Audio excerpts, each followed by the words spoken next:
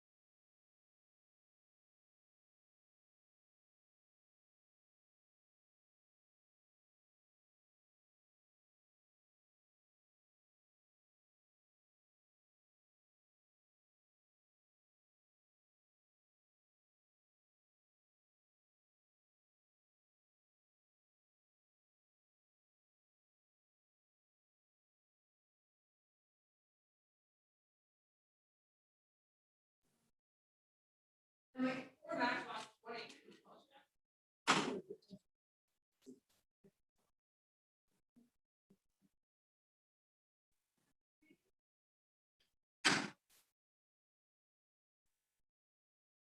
My voice.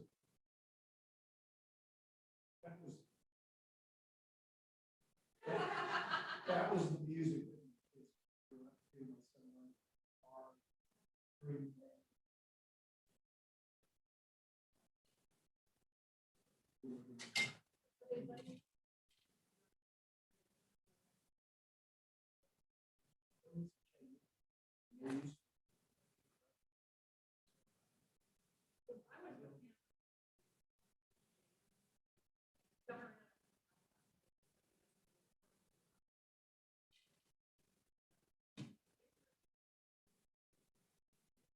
I expect it to be that everyone in my family.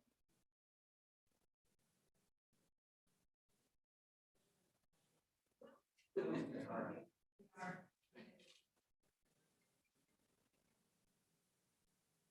so. Then are we ready to go ahead and start?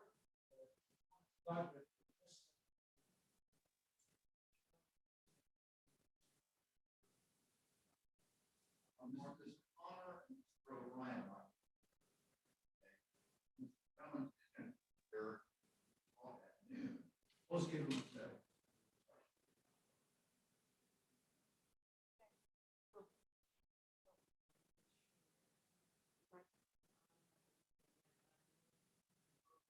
Oh, I see.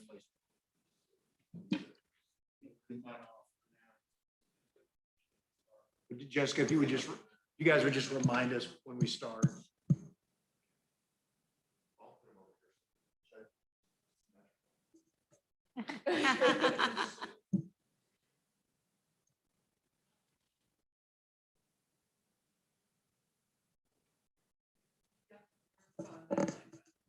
I was trying to turn it back.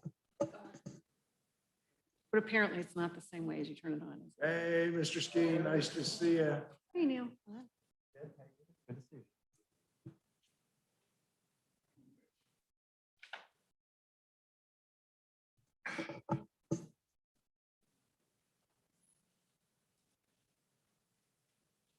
Were you? Did you connect with them? Oh, awesome. Honey. Yes, he is. But I can do it. Awesome. I'm so happy to see that. Yeah. Mine have already printed yours. Thank you. Yes. I'm trying to do it with my computer. For one of their petitions. I said, call Gerald Clark. Yes. Have a place in his office. Correct. Have- Turns out he donated. The that whole courtroom thing. to Yes, them. I've seen it. They ended up. Going Oh, you're right. He told me that story. Wow. Oh, come on. I've been down to Jim's courtroom. That's awesome. May still be I'm too- looking So I'm forward really, to. I feel very happy. Good. I am happy too. Thanks for following through. Yeah. Awesome. All right. Of course. Thank you. I have one. Computer doesn't last 15 minutes. Uh-oh.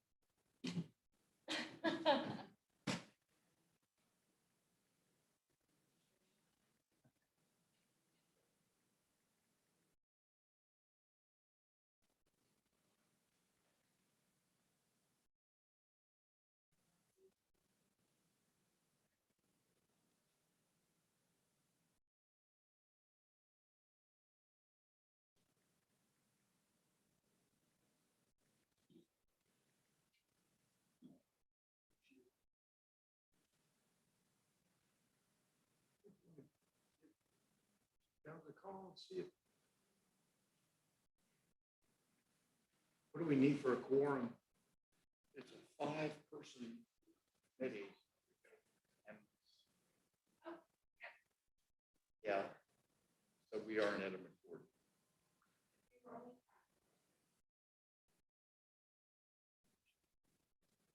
Then we only have 2.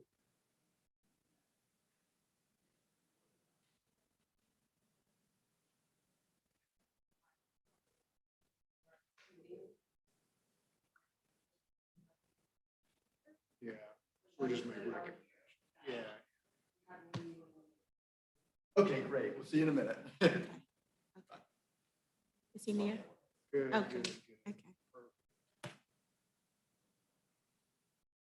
We are so used to parking is so hard for people. Yeah. Getting downtown is so hard for people. Zoom in court. We probably had better participation, certainly better participation. Via Zoom. It was just so much easier. It is. We had some litigation over, well, poor people have problems with technology access. Yeah. But that, and I'm sure in some cases that was true, but by and large, that was not Wow. the case. We had better participation than we otherwise would have. Hey, Mr. Jones, how are you? Nice to see you. Hi, Daryl. All right, so I think we've got everybody here who we expect to be here. This is the, oh, thank you. Thank you. I think we've got everybody here that we expect to be here. This is the Children's Services Council of Leon County Needs Assessment Committee meeting.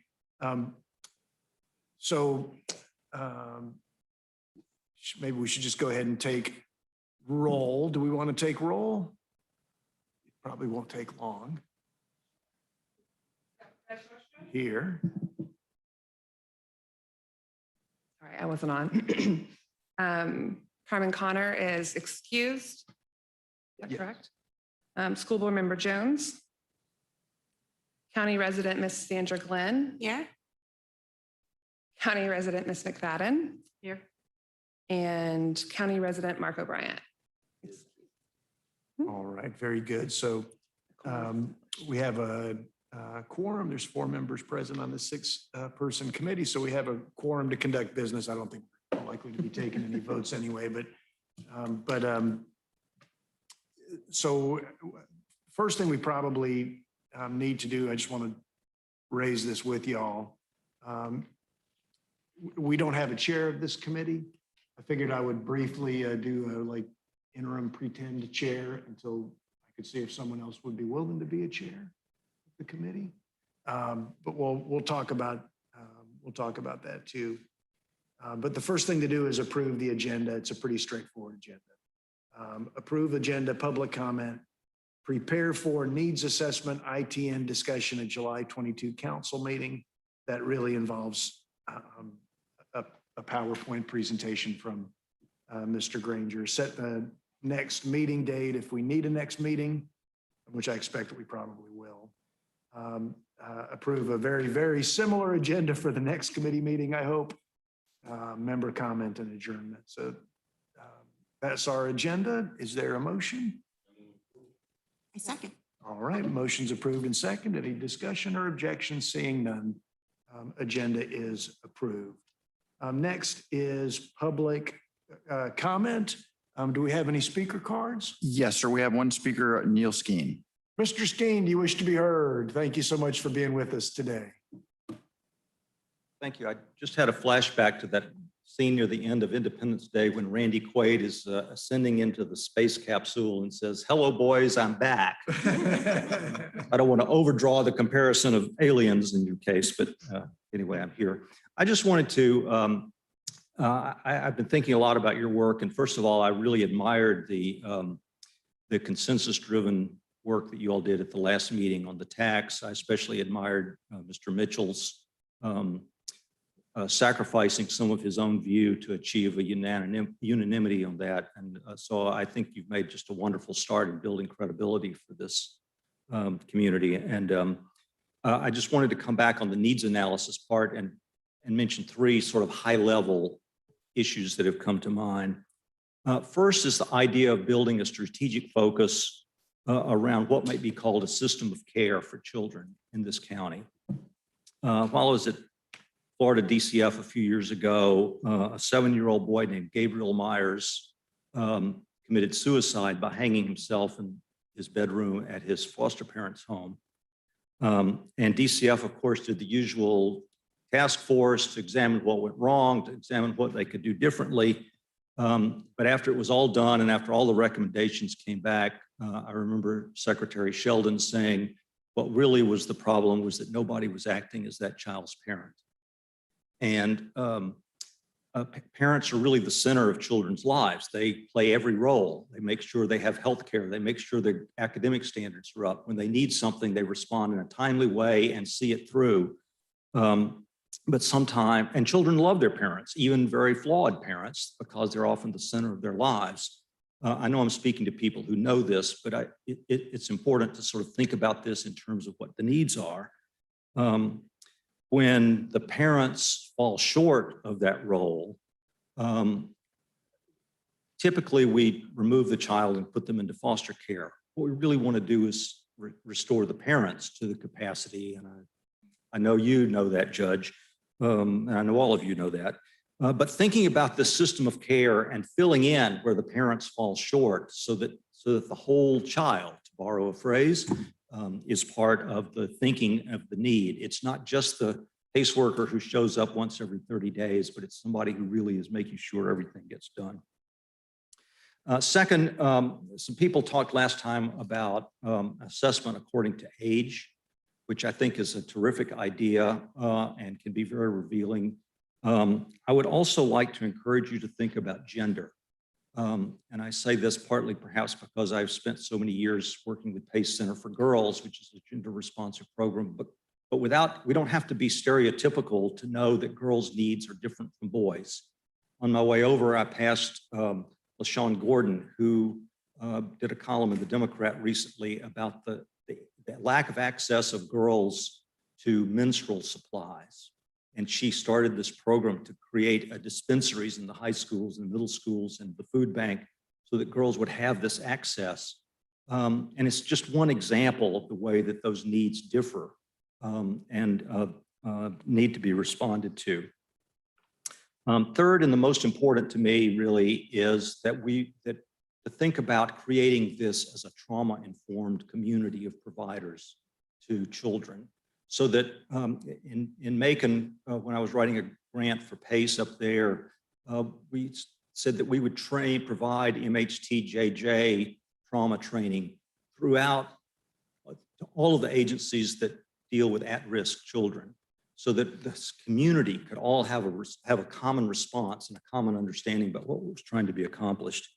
I won't tell you about the things you already know, the CDC Kaiser Permanente study of children's adverse childhood experiences, but it makes such a difference, particularly for people who are not professionals, who, like some of us, came through the era of lock them up and being tough on crime.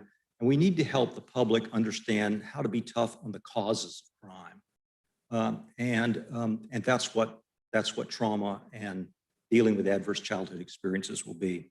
So, and Sheriff McNeil is very eloquent on this point, as you could tell from his statement last time. The payback is there.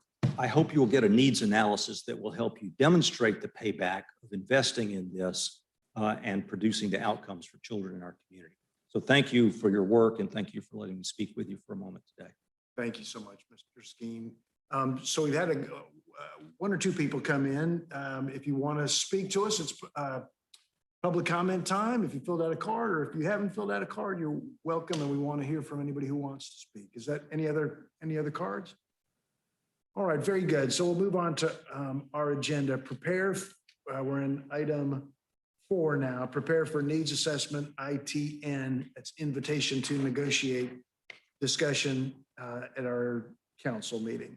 So I thought I would start off with why this committee exists and sort of first principles.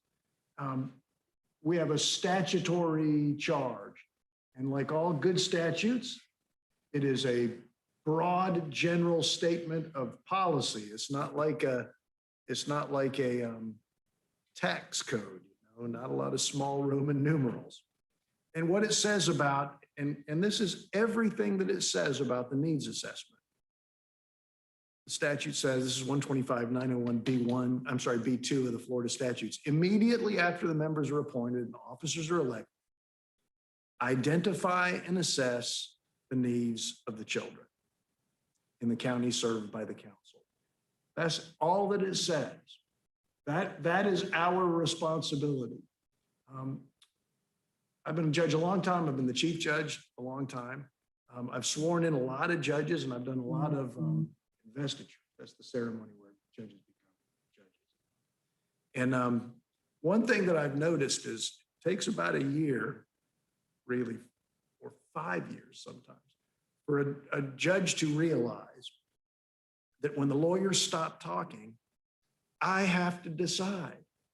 It's on me. I made this representation to the governor or to the people that elected me that I'm competent to make this decision, and now they're going to hold me to it. And that's where we are. That's what this charge is for us. We are now charged with putting our money where our mouth is about our experiences and our judgment. So that's really what this is about. That's why the charge is broad and general. Assess, identify, and assess the needs of the children. There's a little bit more detail about the report that we submit to the county. But as far as what it says is it's trusting us with the ability to exercise this judgment.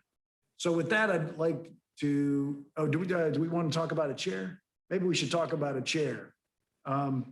Mr. Jones, I've always thought you've got a leadership potential, sir. How would you feel about being the chair, or anybody else feel about being the chair of this committee? Dr. Glenn didn't want to be the vice chair earlier. Anybody want to be the chair?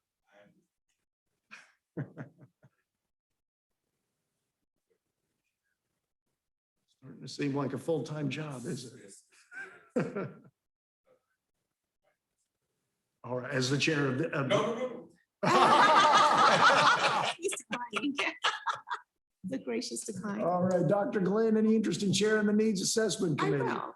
All right, so I'm going to nominate Dr. Glenn as the chair. Is there a second? Any, there's a nomination and a second. Any discussion, objection, correction, anything like that? So let's take an actual voice vote. All in favor of Dr. Glenn as the chair, please signify by saying aye. Aye. It is unanimous. Congratulations. The floor is yours, Dr. Glenn. Oh, wow. We're on item 4 of the agenda. Really? Okay, item number 4. I'm going to turn it over to Ted. We're going to have him talk about how we are preparing for this needs assessment and to lead us in a discussion around it. So I think you prepared some materials. Yes, ma'am.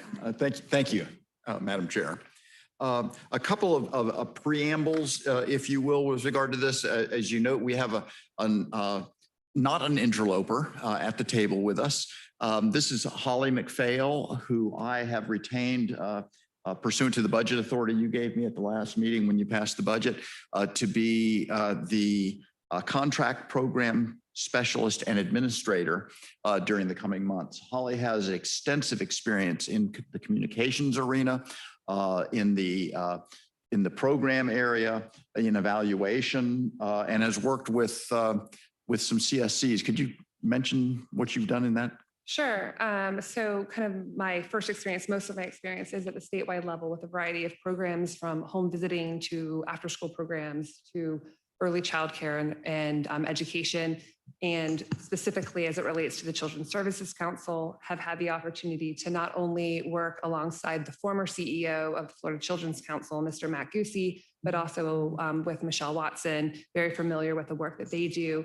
And at the local level, have done work with both the Miami Children's Trust and the St. Lucie Children's Services Council. So very familiar with both of those particular models, but have also done a lot of research into all of them. So excited to support Ted as he serves the full council in your endeavors over this next interim period. Thank you. And I will be. I have a question.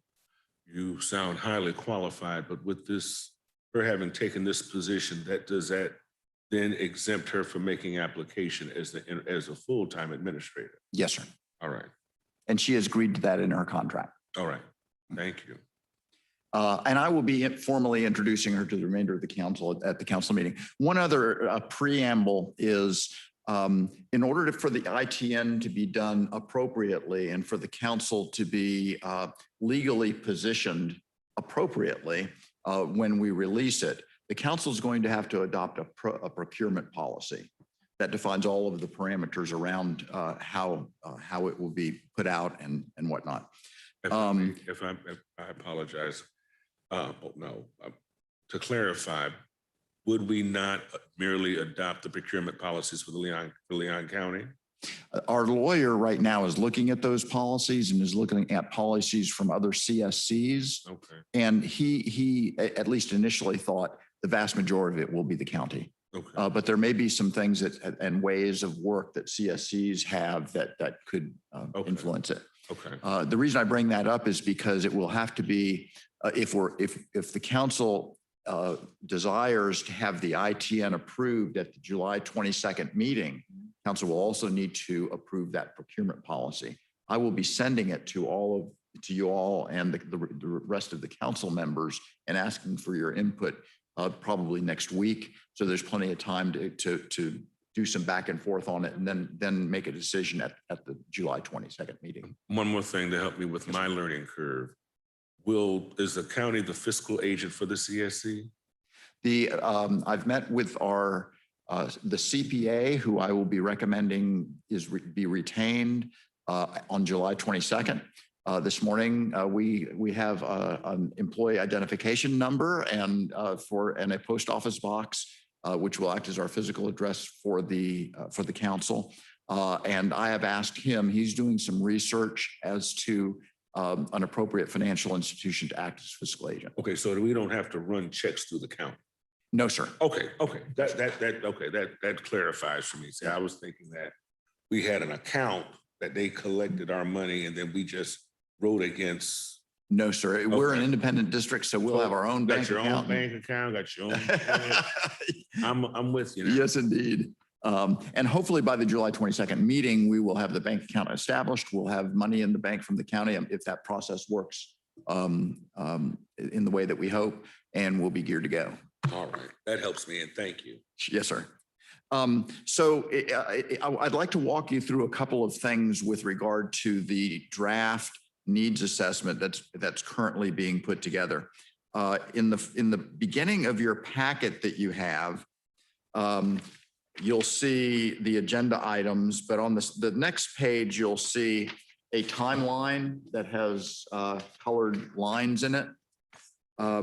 This timeline, first of all, does not include any of the timeframes that might be adopted by the council in terms of doing some expedited funding for programs. You'll see later on as we go through the scope of work that there's a provision that requires whoever the vendor is that is retained by the council to project as they put their work plan together when they will be able to provide the information that the council needs to make those expedited funding decisions. We thought that would be better for the vendor to tell us that rather than try to dictate when it would be, number one. Number two, you'll notice that there are a number of lines here. The difference primarily, as I understand it, between an RFP, a request for proposals, and an invitation to negotiate is that a request for proposals basically says, here's what we want, tell us how you'll do it, and we'll sign the contract. With an ITN, there are intermediate steps because we're asking them, and you'll see when we get into the scope of work, we're asking them, how would you do this? Provide us the recommendations and the objectives, that you would put on the table for us. So there are intermediate steps that have to, which drags it out a little bit. But I'm convinced, and I think the council is convinced, since you all asked for an ITN, that it will result in a much better project or product. The other thing is this is pretty aggressive. There is not a lot of fudge built into it, but if you look at it, it goes beyond the ITN process to the grants potentially awarded, which is August of next year, 2 months before the fiscal year ends. Depending on how the timeframe actually ends up and how the proposal is the timeframe in the proposal that is adopted, that may be earlier, it may be later, but the council, I wanted to make sure and not set any false expectations that the council will be positioned to put the permanent grant or proposal funds on the table in May next year or in April, because it will take longer for the process to work out. Clarification for me. You're talking about the grants that we'll award when we're fully funded, Yes, sir. which is different than what I've heard us talk about us not waiting for the needs assessment to start making awards. Correct. So there's an expedited process, funding process that we'll talk about today that's in the scope of work. During that process, at the beginning stages of the ITN, the vendor will tell the council when they project that they will be able to provide information sufficient for the council to make expedited funding awards. That could be in October. It might not be until February or later. Those awards, as I see it at this point, would be subject to contracts that count the widgets, that ask for the outcomes that the vendor suggests, but they won't be tied into the process for the grants that will begin to be awarded at the beginning of next fiscal year or at the end of this process, because those grants will be tied to the programmatic and financial systems that will then be in place to take the data that is accumulated by the grantees and put in database so you know what your outcomes are. Also, as this process is going through, there will be training that has to be done for the providers to train them how to input their information into that programmatic software and to use the financial software. Those things cannot be done in the time frame necessary to put the expedited funds on the table. And so it will be a different kind of outcome and output that y'all will be looking for those, I imagine. Dr. Glenn, may I? No, I think I'm following you. Let me just, I'm sorry. that's okay. Yeah, I have to say it in order to make sure I understand it. All right. So there will be funds available by December, it's my understanding. And we have the discretion to determine what are some of the things that need to be done immediately. And we can use some of those funds that are available through September. I mean, starting in December. But we are going to do this needs assessment where we are going to take a deep dive and look at what are some of the things that needs to happen. There is a process that these vendors have to go through to be able to provide those services, and it requires training and different things. So they are held to a different level of scrutiny than the people that may get funding starting with this expedited process in December. Is that correct? Perhaps a different level of scrutiny, but also a different process for getting the awards. They won't be trained in the financial and programmatic systems. Those systems won't even be up and running, Right. et cetera. Okay. All right. I just want to make sure. But are these vendors associated with the needs assessment, most specifically? They will be associated with the data that the vendor determines is The needs is the needs consultant, needs assessment consultant, yes, right? yes, sir. Okay. Yeah, the vendor will look at everything that is available now through Whole Child, through the Leon County planning, et cetera. And perhaps it's beginning data that it begins. And we'll count those as costs aside, above and beyond the amount for which they will have been contracted to perform. No, that will be incorporated into the entire. And and that's why we are choosing to go with a ITN rather than an RFP, because it provides greater flexibility or malleability in terms of being able to work with the vendor to ultimately get the product that we want, whereas an RFP is rather concrete. What you submit is all that you can do. Yes, sir. All right, Yes, sir. all right, if that's all. All Yeah. right. So, See, I need pictures. well, we're getting to the Graphs, pictures. and, you know, We're- Charts and graphs. Yeah, we're. I'm gonna play some instruction. you know, you might want to get a cartoonist on stage. Lots of color. So one of the things before I get into the PowerPoint is I want to make sure that everyone understands that the time frame for this is perhaps longer than some or some thought it might be to get to the bottom line of grants being awarded.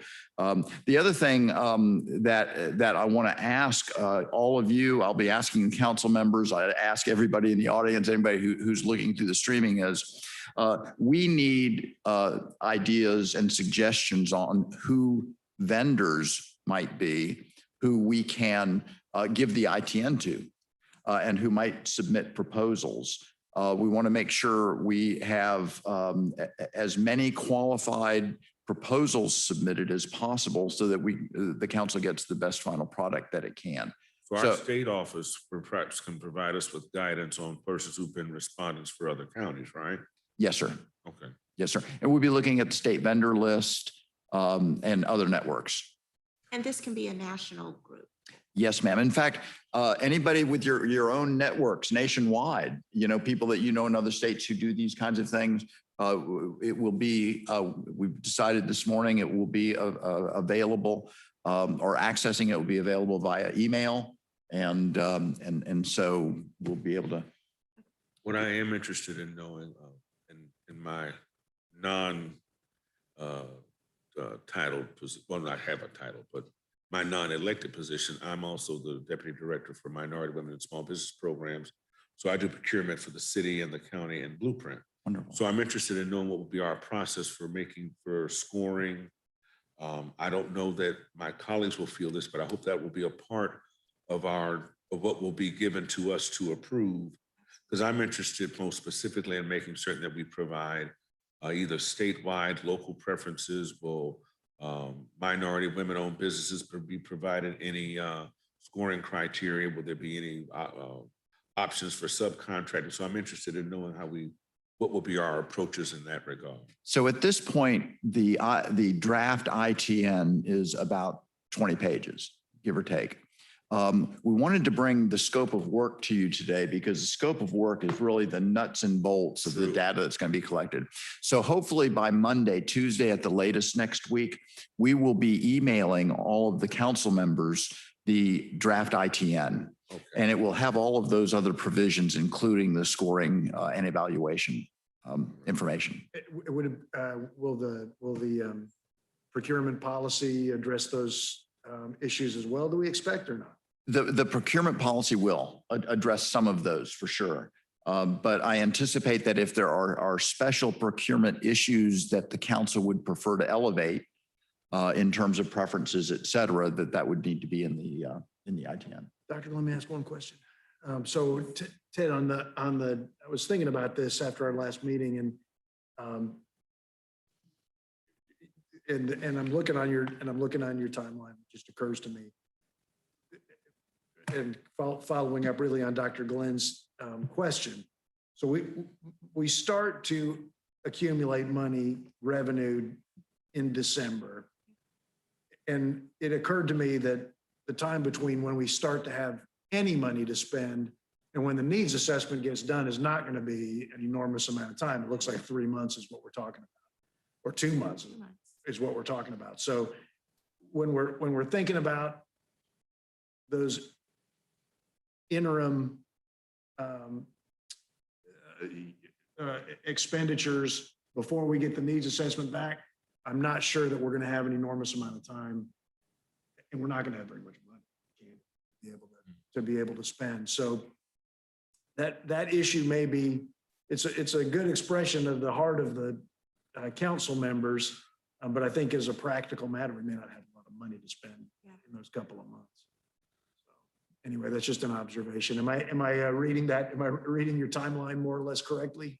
Yes, sir. So we're anticipating being able to contract soon enough to be able to get this done in a pretty big hurry is what. Yeah, I guess we don't know because the vendor will be putting this in the proposal, but if the contract is awarded in October, and they get, October, November, December, January, they could get into the end of the year, beginning of next year, and have some ideas or thoughts about how the council could meaningfully invest in some programs. The issue that you say is about the money also, because the council won't start collecting in December. And it's not, as I understand it, the council will not be receiving the same amount as a check from the property appraiser every month. Right. It will be going like this. Oh, wow.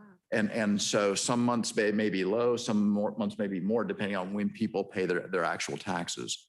And so it's hard to determine exactly how much money will be available, particularly during the first part of the process. Madam Chair, I'm also concerned, and I think in this committee would have the wherewithal to make this recommendation. Having managed studies of this sort, continuity and leadership from the project manager is key. I don't know if our timeline isn't also an equal line footstep with your timeline as our interim.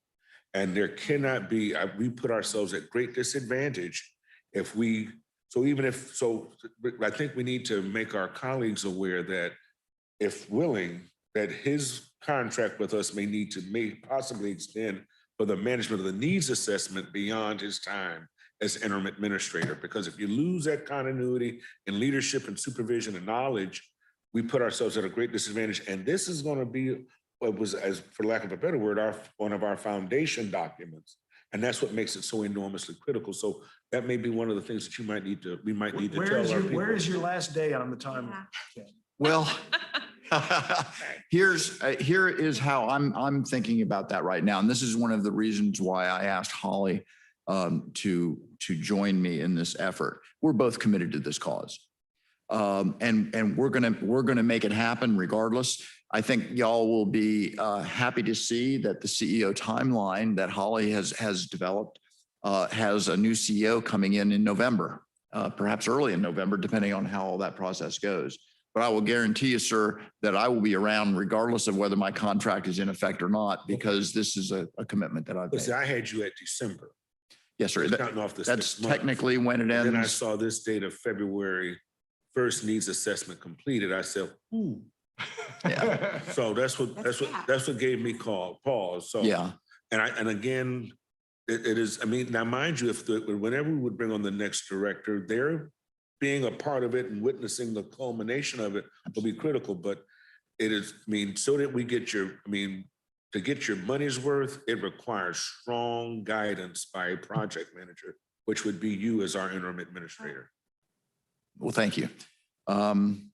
Well, any other questions on the timeline or any of the other issues that have been raised? So just to be clear, according to this, the funds that we will be able to award for these grants, based on the needs assessment, we're still looking at August at the earliest, Well, based on the needs assessment, the money will be available before the end of the needs assessment. correct? Okay, so, and that money can be used for the expedited awards that come before the end of this. Correct. But based on the needs assessment, that's what I'm saying.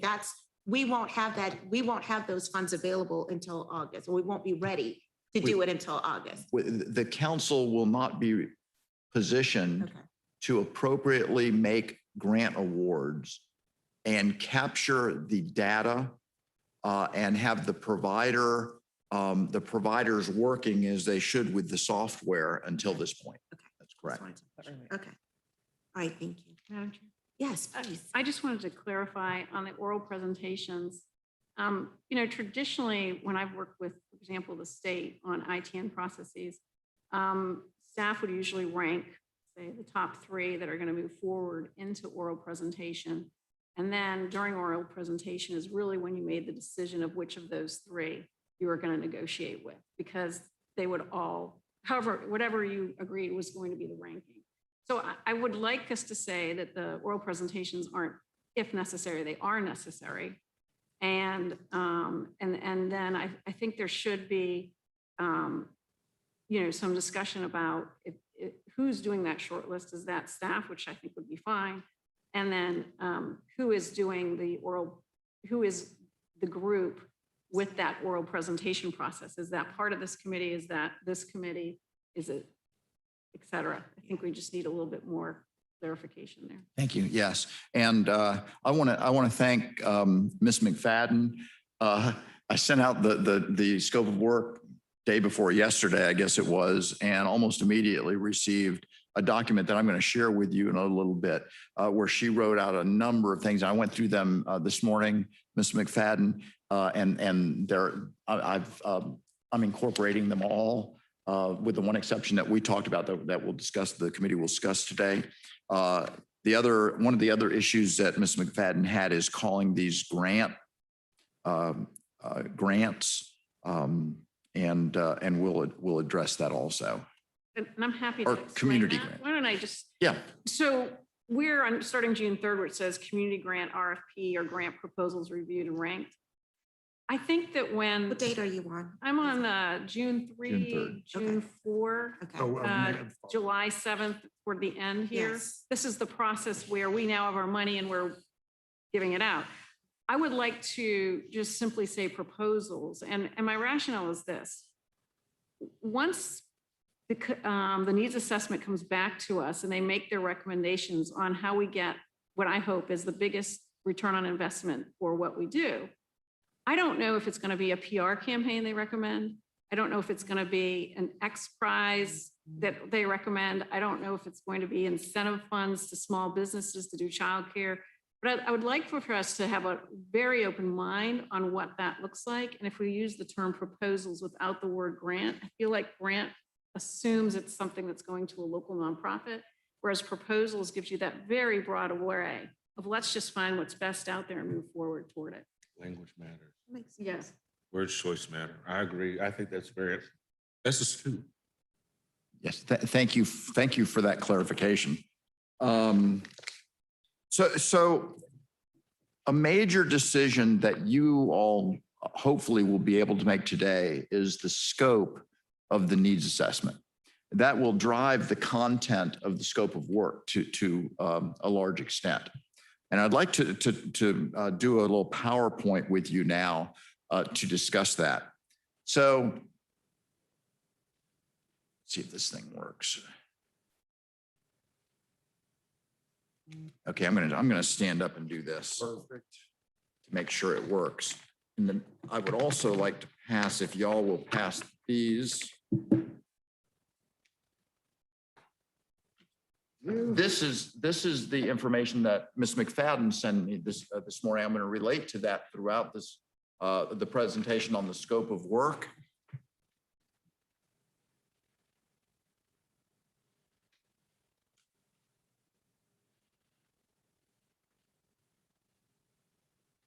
I'll see if I can sit here.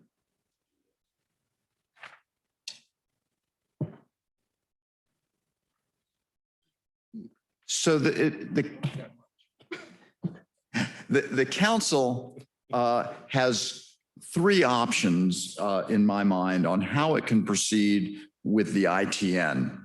And I liken it to a pizza. Have an opportunity to get a big, large cheese pizza that's really good and will provide you a lot of good information to make a decision about. Or get a smaller pizza with everything on it that really dives deep or more deeply. Those three options I've put here: the broad option, which is the big cheese pizza, a bifurcated approach, or a more targeted approach that will hopefully generate that little pizza with everything on it.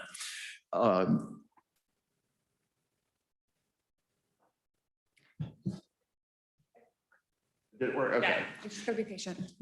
So on page 4 and page 5 of your meeting packet is a list of the services that I've identified that may go into an ITN and be the focus of the work.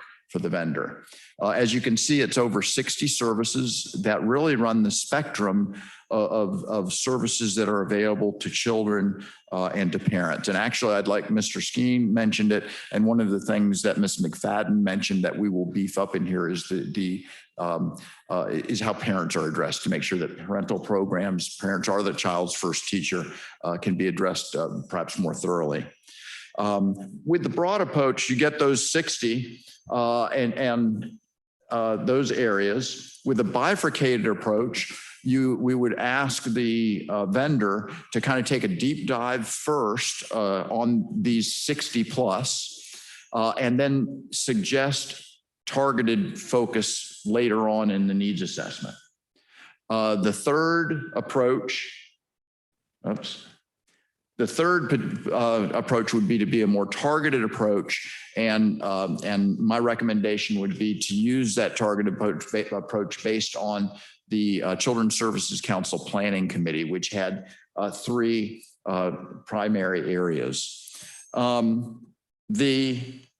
Really, when we've been hearing, what the council has been hearing over the last, since it began, is that the main data and reports that have been used in the county to make decisions about how to fund human services are these reports here.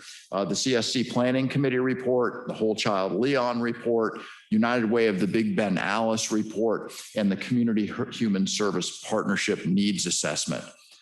I'm going to run through each of those in a minute right now, and then talk about how they really relate to our RFP or our ITN in a minute. The CSC Planning Committee, and thank you, Dr. Glenn, for asking for this information, because I think it really does highlight what has been done in the past. CSC Planning Committee, you can see there, in terms of putting their recommendations together, reviewed all of the data that I just mentioned from the United Partners for Human Service, United Way of the Big Ben, Whole Child Leon, and they reviewed data and information from community organizations regarding unmet needs and gaps in services.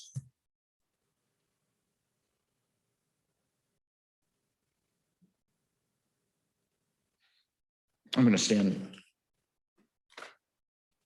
I'm actually going to.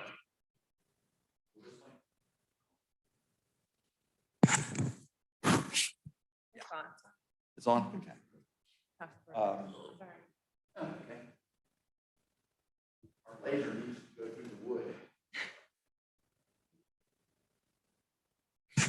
So, in addition to what was it on the last screen that the CSC looked at, all of that information generated by these reports and community input on unmet needs and gaps, they also looked at this data.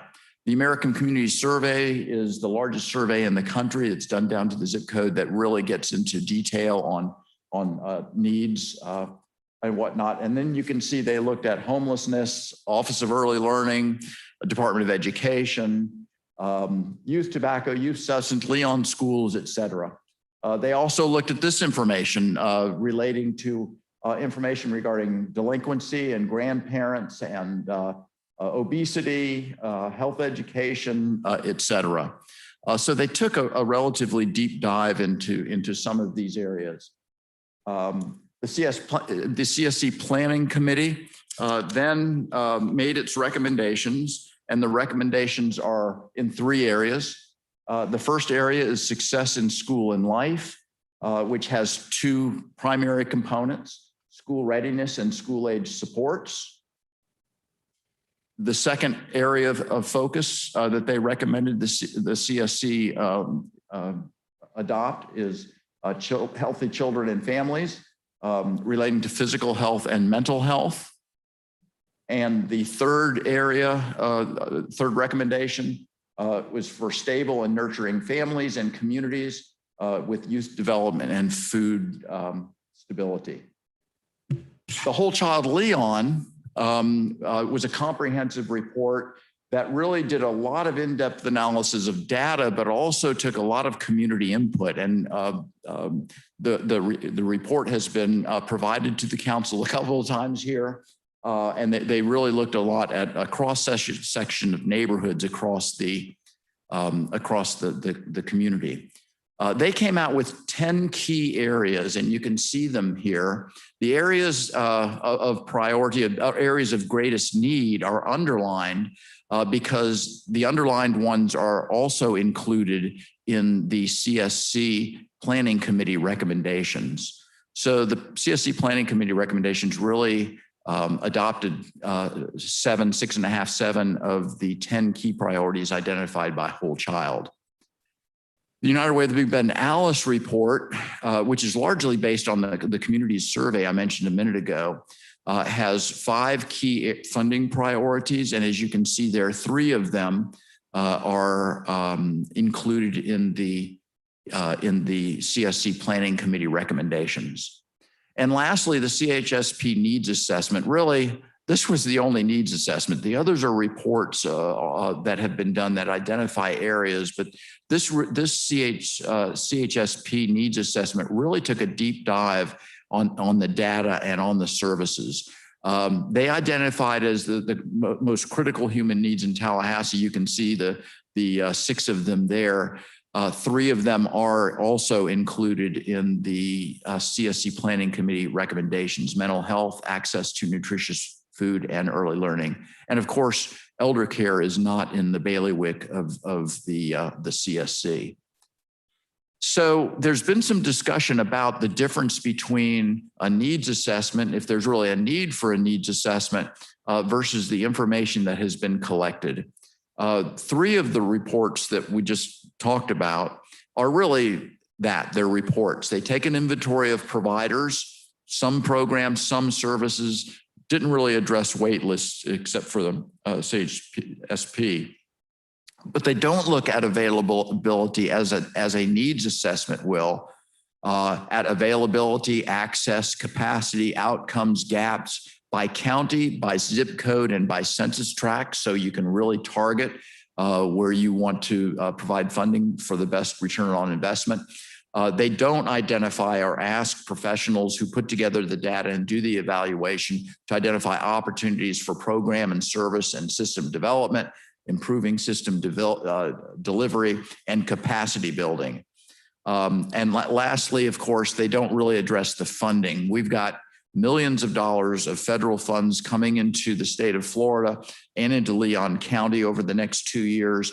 How that funding is, the CARES Act funds are going to impact for the short term and the long term, the provision of services, in addition to local and other state dollars, will be addressed by ours. And of course, the impacts of COVID, the long and short term impacts of COVID on the provision of services and the needs for services and gaps in services in the community. So that's kind of a rundown on the 3 options. I guess it's now I would request that the committee discuss this and perhaps come up with an approach. Okay, thank you so very much for that information. And if you would just go back 1 slide for me, please, just to verify. So you're saying that on this particular slide, these are things that would be included in the needs assessment that the reports did not include. Below after the first bullet, yes. And parts of the first bullet aren't included either. Correct. Okay, just wanted to make sure we Yes, clarified that. Okay. So we're open for discussion because what Ted has laid out for us are 3 different approaches to the way we would approach this needs assessment. We could either do a broad needs assessment and have our vendor start from the very beginning and assess what those needs are. We could do what he called the bifurcated approach, or the specific approach, which I think is your recommendation. Yes, ma'am. Okay. And I don't want to put words in your mouth, but what I'm hearing from you is you're suggesting that we look at the overlap of what we saw as areas from all of these various different reports and the one needs assessment that were done, focus on those areas, and then do a needs assessment specific to those particular areas to get a deep dive and make sure that we address all of these particular points that are here on this slide. Is that correct? Correct, specifically as they apply to the Children's Services Council Planning Committee recommendation. Correct. Okay. So that's where we are. Those are the decisions that we need to make. So with regards to the information that Ted has graciously shared, I would like to get the feedback from the committee members as to which one of these approaches most resonate with you, or do you think is the appropriate approach? Could I ask a question, Ted? Yeah. So, assuming the specific, what would that language look like towards the vendor? What would we tell the vendor to, Well, what would the language look like that the vendor has in their hands? yes, sir. So we've got a limited amount of money. We want to spend our money in a fiscally responsible manner. And the council would like to get this done as quickly as possible, which still is going to take months. The language will not change significantly between the two approaches. What will change is the depth that the vendor will be able to go into the specific areas. With a targeted approach, the vendor can go very, very deep and will have the time to generate the data and the information that's needed on the gaps in the services. On a broader one, they won't be able to go that deep. How will we express, but how will we express that target? How will we, in other words, what will the constraints, how will we express that constraint to the vendor? Give me, and I'm not asking you to give me the exact language, but you're thinking on what that, what that direction looks like to the vendor. Yes, sir. And we'll be looking at the scope of work here in a few minutes. All right, I got ahead of myself. But as it relates to this, the scope of work is targeted to specific areas. It can be targeted to that big area, or it can be targeted to the specific areas that. Can we agree that we are all on the same page, that we would follow the will of the voters and take the 3 areas of concern that we voted on? Foods, I mean, what is it? The Healthy children and families. Yeah, healthy children and families, Stable safety, and- stable security, and Success in school and life. right. I agree. Now, there's one thing that I want to look at, and I'm going to need you to flip through a couple of slides for me, please, Ted. So go back to the overlap that we saw between all of the different assessments or reports that were done. That also overlap. Okay, right. So this is what was done by Whole Child Leon. The areas that were underlined were areas that were also seen, that they were recommended areas from the committee, correct? The pre-planning committee. So I suggest that we focus on the ones that are underlined because they have duplicated the fact that this is an area of need. So I definitely see a need for that. Go to the next slide for me, please. Okay, these areas here are also areas that have overlapped, right? So I think the areas that are underlined are also areas that we need to add on our list. So it's truncating this list of 60 down to a list of, and I haven't counted them, but these are lists that we have seen multiple agencies say, these are areas that we need to focus on. Go to the next list for me. All right, same thing here. Now, one thing that bothers me, and I talked to you about this, Ted, housing is on this list. Housing is also on the previous list, but they weren't on the pre-planning committee list. I want to make sure we add that to the list because there have been multiple agencies that have identified housing as an issue, but it was not triggered by the pre-planning committee. So I think I would like to recommend that we add that to the list. Does that make sense? Do y'all understand what okay, yes, ma'am. I'm going to agree with you. And I would like to also, if you go back one, foster care is on there. And 50% of, well, I guess it's the one before that, 50% of foster care kids end up being homeless. And, you know, I would like to add foster care in as well. Okay, absolutely. I'm absolutely fine with that. Do we have any objections to including foster care to the list? Foster care and housing. And I think housing. there's enough, but, well, housing doesn't, I mean, I don't know. You want to add housing? So we each bring our own Right. perspective from our experiences, and the way I've experienced it is some of the hardest child welfare cases I had are otherwise competent parents who don't have a place to put a roof over their kid's head. I remember when we talked about housing in the planning committee, and I don't remember how we ended up where we ended up. But I mean, I will tell you, my experience is that you know, what Mr. Skeen said to us at the beginning about trying to care for parents and children who are going to become parents. Is awfully important. I hate to not Not consider housing. No, I I hate support to that. keep taking off, I hate to take it off. So what I'm proposing, were you about to say something? Yes, ma'am. Please. I like our three. I think the addendums that we're talking about can go under any one of these categories rather than creating a fourth. Because I don't want us to, I think we can, I think the 10 is broad enough, the three that we have, that we can add to it. Because so for example, housing is certainly an issue under stable and nurturing families and communities.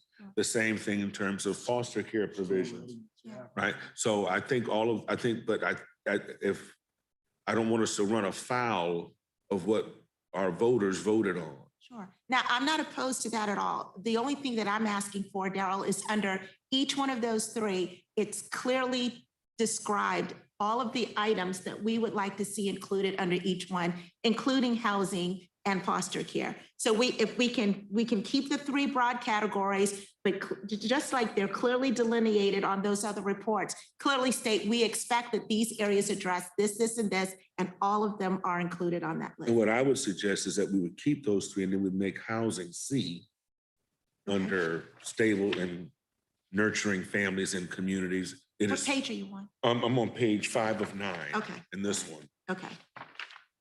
Okay. Because for example, with me in success in school and life, when we talk about school readiness, school age supports, you'll recall that when I addressed this body, I also talked about career pathways being very important for us to consider in terms of how we prepare our young people for success in school and life. So I just love the fact that we got these three, and the beauty of what we tailor in this scope of work can capture some other things born of our, as you described, our experiences and our different perspectives, and still at the same time maintaining the will of the voters, which is that success in school and life, Sure. healthy children and families, and stable and nurturing family and community. I'm absolutely fine with that. Yeah, so what I'm hearing from you is that we will keep these three categories, and then we will ensure that it's clearly stated that those different items are captured under here. And one of the main ones that you pointed out is housing listed under 3, so 3C. And then I think we would leave it to our staff to come back to us with the list to ensure that all of those areas are included under these 3 categories. Does that meet everybody's approval? Yes. May I ask a point of clarification, Madam Chair? When you say all of these, are you meaning housing and foster care? Are you also, for instance, meaning to include safety net and child poverty? No. Okay. So the ones that are underlined, that we know that there is overlap, we expect to see them neatly nestled under each one of these 3. But there are 2 that are not underlined that we want to make sure are included onto the list. And those are housing and foster care. Thank you very much. Yeah, and the reason why I underlined them and what I hear you saying is let's clarify what they mean, because I highlighted them because it was my reading of the recommendations that they would include those, but we'll include them specifically. Okay, perfect. Thank you. Yes. And career pathways. I just wanted to clarify that I did note career pathways as a nice fit under school age supports, and we'll make sure that that gets documented as an additional, I like what you said, nestled under there. Repeat So- that again. I didn't hear. Career pathways. Okay. We will add career pathways under youth development, which is building occupational skills that pretty much 10 covers. 4. That's what I wanted to clarify. Was it under 1 or 3? We'll put it under youth development. Thank you. Do we need to vote on that, or I don't know the procedure? I think we got We consensus, got but consensus. Okay. And Awesome. I'm everybody's, very happy the will of the entire committee has been expressed in the expansion of the. of this Yeah, list. I of think 3. so. Okay. mine has. Ted, thank you so very much for sharing that information with us. I thought it was very helpful, and thank you all for the discussion. Right. Great. Now, I did share with Ted I don't know if Ted has had an opportunity to share this with you all, and I know we have to talk about it in the sunshine. Beyond our once we put this ITN on the street and it comes back time for us to evaluate, one of the things that I thought was critically important as a part of your work, as a part of the pre-planning committee, was that there was a great deal of community engagement involved in the process. I'm hoping that we would be open to also including community engagement in the management of the needs assessment. I will be the first to admit, although a school board member, I am not an educator, I'm not a social worker, and there are areas of expertise I think that could be found in our community that could help us to manage this work in a far more substantive way. So for example, imagine if each one of us, 1, 2, 3, 4, I think there are 6 of us here, if we were allowed to bring a citizen companion to join us in the work, who brings for example, let me tell you who mine would be. I would love to have the expertise of the Dean of the College of Ed, Dr. Allison Watson, as we talk about doing this needs assessment. I think by virtue of her training, her responsibility, when these reports start to come back to us, the data starts to come back to us, certainly we have our own level of expertise, but there's a great deal of expertise found in our community. And no different than how at the district level, the school district, we are advised by a district advisory committee, a early learning committee. I think that if we were to harness that intellectual capital found from stakeholders in our community, help to manage this foundation document, I think it would go a long way. In my professional work, I manage a disparity study where we do an analysis of the expenditures of the city and the county. We bring in community-based persons who help us to inform that work. So then when we bring it to the full body, the city or the county commission, we already got the buy-in that they would hope that we would have sought because they were a part of the process. And if y'all are open to that recommendation, going back to our colleagues, I think it would be cool if we would be open to bringing some other subject matter experts to bear. Please. At what point in the process, meaning working with the vendor, working with the committee, working with this committee? The only thing I would point out is the issue of sunshine and open meetings laws.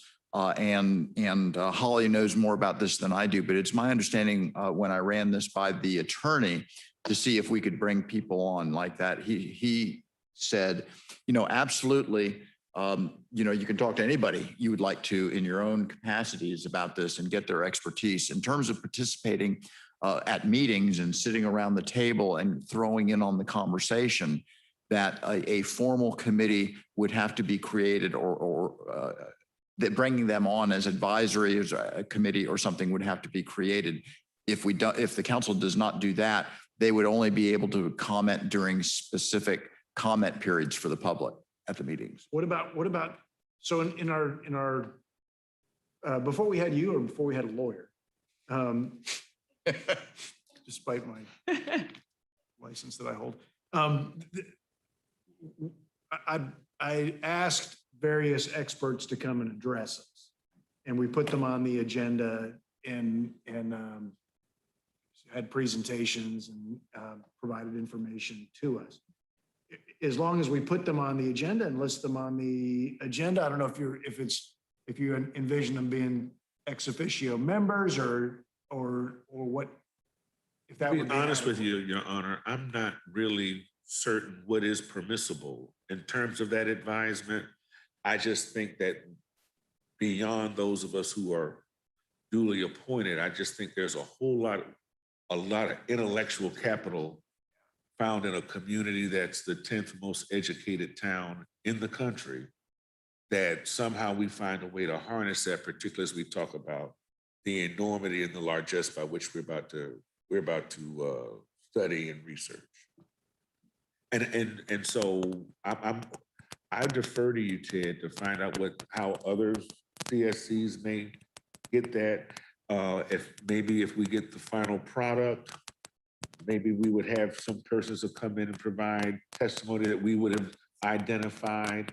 But I just, or even have them, you know, as some of these deliverables come back to us, maybe ask for review. But I just think that there's just so many, I mean, even right here in this room, we have United Partners for Human Services, right? That you, and they're not a part of this formal process. They hold no appointment, but golly, they bring a whole lot of expertise, and that's going to help. That just helps us. And I don't want to, and I don't want them to come in once it's fully cooked. Yeah. Somehow I want them to be involved where they can say, well, part of what you need to, what he's provided you is somewhat skewed. You might need to go back and find out this additional information such that it's really more, you know, that type of thing. I understand. I'm sorry, go ahead. I was gonna say, I mean, we could think about like having an advisory committee or a. That's what I'm envisioning, but I don't know what's permissible. Holly, do you have any insights as to what is allowed or? Right. So if you make a formal appointment to serve in an ex officio capacity and they become an appointed board member, then all of the rules of sunshine will apply and hold them. And then when we go what is called the quiet period or through the procurement process, they then would also be bound by that. Any communication that they have via text message, via email, via all of that, they would be held to the same standard as you if they become an official appointment. I believe that the suggestion is at every period that we go in reviewing the process, that we open it up for public comment and encourage individuals to come and make those presentations. Therefore, you're able to provide them the packet because it's open before that actual ITN is issued. The question I think becomes, once the ITN is issued and it's out there in the public, we are bound to not share that with other members of the public to review the applicants unless they are formally appointed to that evaluation committee. I'll also say that in the scope of work that we'll get to, your concern about engagement and community engagement is integrated in that to have the vendor say, how will you engage the community throughout the needs assessment process? And to I understand the ensure collection of they'll the be there. anecdotal and the empirical data. And so I understand that engagement in terms of the vendor with the public. I'm talking about this committee's involvement with the public most specifically to help to provide guidance, advice. So, and I like the idea that you prescribed about providing expert testimony. I would not want, there will be an opportunity for public comment. This will be solicited comment. Correct. Yeah. And therein lies the expectation that that engagement and that sharing with us is different than, and it wouldn't be, and I'm not suggesting for the entire committee, not the entire council, This committee. but just for us. So can I make a recommendation? Can I please charge Ted and Holly to go back and figure out how do we pull in the expertise that Darrell is asking for as a part of this committee? What is permissible and how can we do this in a strategic way that brings that expertise in, but not violate any laws? So I want to give you all some time to think through that and then come back to us with some recommendations at the next meeting. Is that okay with you? And those recommendations for that expertise would come from this committee, either everyone making a singular appointment, or we talk about it in mass about what areas of expertise we might want most specifically, but it would, the appointments would come from us, from this subcommittee, That makes sense. and not the entire council itself. Can I have a point of clarification? Sure. Is this to serve on the evaluation team? I think this goes back to Ms. McFadden's Yeah. question earlier of who will be on the evaluation team for presumably this committee, or is this just that invited testimony in? No, we would put, because we're the ones who are authoring the scope of work, I think we're most qualified to provide that evaluation. I'm just talking about the information that will come back to us for our review. Thank Okay. you. I guess a comment and a question. My comment is, it seems to me, Commissioner, that you would like to figure out how to most fully engage the community in providing input. And if they're appointed to an advisory committee of the council or to the council, sunshine applies, and the give and take that happens outside in the community will not be able to happen. It will only be able to happen around the table. What I was suggesting, we'll make sure we check this out with the lawyer, is that each council member, as you recruit one or two. I've got three people that I'm going to be working with to do this. Recruit them, have the conversations, have the give and take, understand what they would like, what they are suggesting, suggest those to me and then have them testify as an uninvited person to testify. I think just the difference between having them officially engaged and having that conversation versus having them not officially engaged and being able to engage anyone in the community, there's a big distinction there. There is a distinction, particularly when, depending upon if we're seeking out some great minds in our community, egos aside, I don't want to make cavalier invitation to resident experts in our community to be engaged in this process.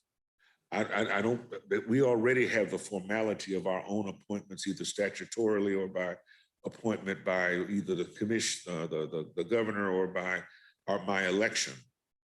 And so if I engage, for example, the person I use, the Dean of the College of Ed, I want to make certain that our engagement with her is commensurate and equal to the level of heft of her position and her expertise. So I just don't, so it can't be a casual aside. Well, and you know, the difference is, or at least one difference is, it seems to me, public comment is, it's one line on the agenda, it says public comment. But if we put on the agenda the doctor that you're talking about, then that is her time. And she has a specific time. We make our staff available to her. We make our resources available to her so that she can put on a supported presentation. And maybe that's the sensible way. However it's done in a formal method, but I agree with you. We'll defer to you and how that's done. And I think, you know, and all of us have worked on boards and committees. When we take this back and we can cite that we've had this type of engagement, it brings a whole lot more heft to our colleagues, because it's not just us, but that we've sought that expertise beyond ourselves for a product that we present. I think that goes a long way. It goes a long way to even satisfying even our community, that there has been that type of engagement. Yeah, your point's duly noted. I totally agree that we want to bring in the expertise that we have access to. I just want to make sure we have a process that allows us to do that appropriately. So I'm going to ask them to come back and give us some options. And in terms of the process, we are moving very, very quickly on this. The intent is to take your comments that we received today and your written comments and have the full draft ITN available for public and council review on Monday or Tuesday. The next step would be a 1-hour meeting before the full council meeting on July 22nd.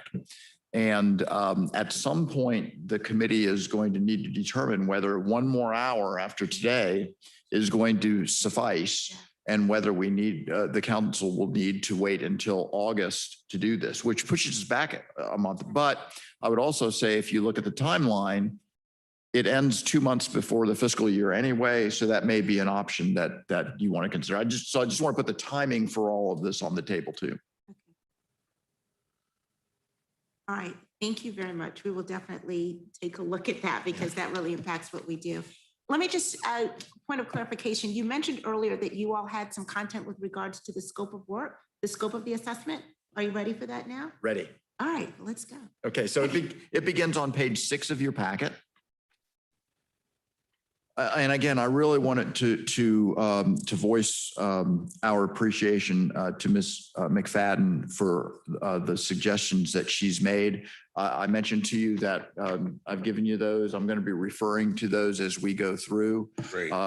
Many of her comments, and please, Ms. McFadden, interject whenever you would like. First of all, I mentioned before, we're going to try to beef up some of the issues with regard to parents throughout this document. But I guess running through this may be the best way to go.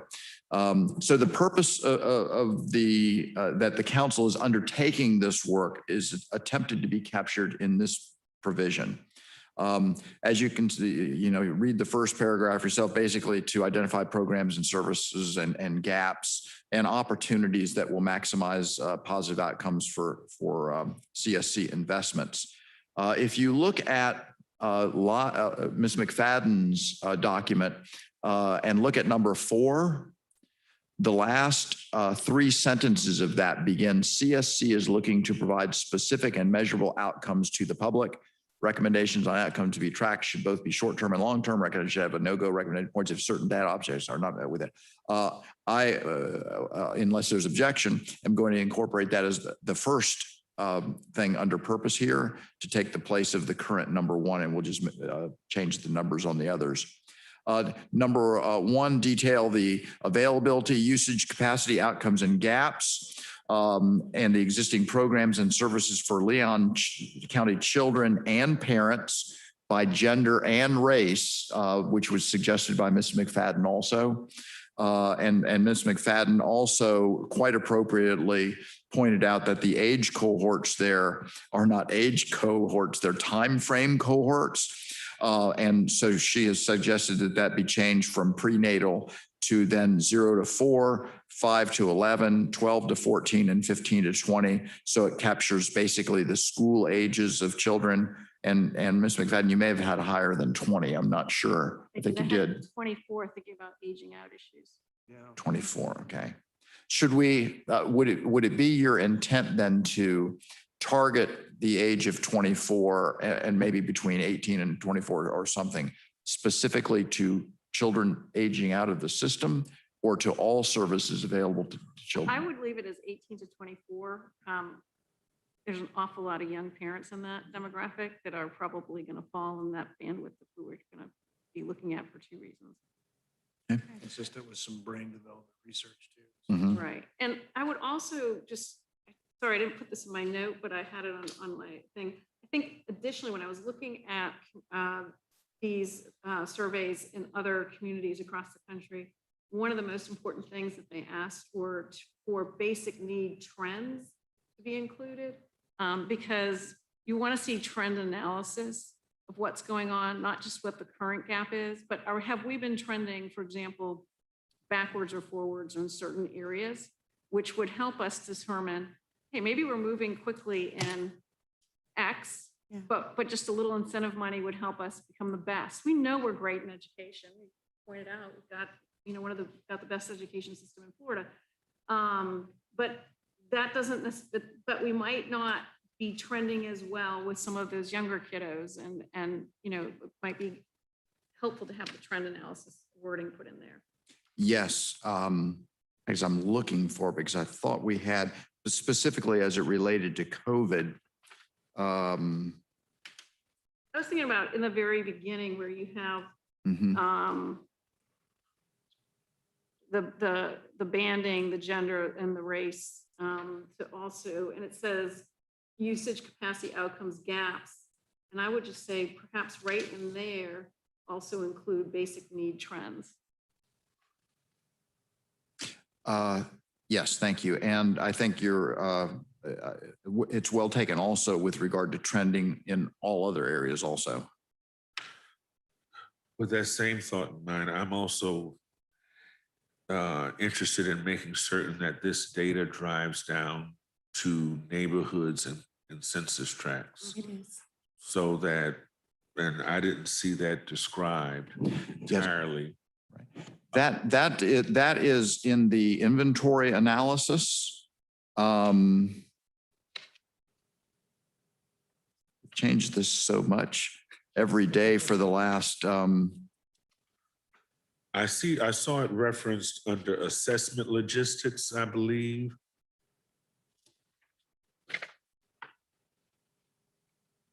But I just thought that the language in terms of the scope of work found in the purpose, I think that needed to be clarified there most specifically under the purpose. It's under F. F1, A2. Right? Targeted, yeah, there it is on the very last page. Okay, and that's under funding recommendations, but like I said, I think that it should be clarified most specifically in the purpose, Okay, because that is going to be critical for not just the funding recommendations, but for guiding the study. Very good. Across all of those different areas. yes, sir. Is there someone on the call? What's that? I heard something, but I don't know. There was something that came over the speaker. Okay, yeah, but, so you got me. Yeah. Yes, yes, sir. And it is in the funding recommendation. We put it there, but I see your point with regard to adding it to the purpose, for Into the sure. purpose, such that it guides the analysis of all across all three of those categories that we agreed upon, and the expansion of the same. So when we talk about housing, when we talk about foster care, and then when we talk about career pathways, those neighborhood specific data will then help to inform our work. I think that's critical. Where's the gap? Very, very good. Yes, sir. Moving on down through the purpose. Again, I think it speaks for itself. The number 3 is taken directly from the statute. Based on Ms. McFadden's suggestion, we will add to the end of the sentence in line of number 3, and programs and services to support positive parenting. Roman numeral or number subsection 4.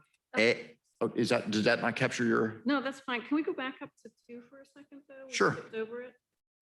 On 2, on our identifying opportunities, I was wondering if we could be much broader there and say something like identify opportunities to improve lives of families and children, as you've said, but then saying something like recommendations may include investments in public relations campaign, prizes to incentivize change, use of technology, web portals, AI nudging efforts, incentives to small businesses, grants to nonprofits, and use of funds to leverage greater resources and use of volunteers. I think I studied a lot of the Deloitte and KPMG things they're doing in other parts of the country.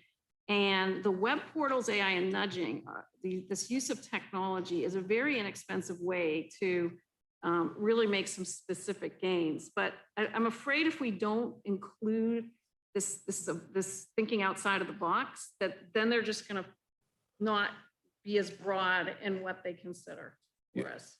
Madam Chair? Yes. Yes. So what I've done there, because it seemed to me it might work a little better. By the way, on Ms. McFadden's handout, she's talking about item number 2 under the purpose section, particularly the second, well, most of that. I was actually considering making that a separate bullet in this either number 5 or 6 at the bottom of this entire provision, so it would kind of stand out on its own. The same with your, let's see, that's the number 2. The same with number 3, which is number 5 on Ms. McFadden's sheet. Should be more specific around the types of barriers to access, including service accessibility. Think about adding that as a separate line too.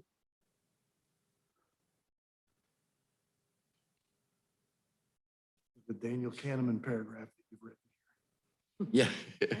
Thank you for writing this for us, Ms. McFadden.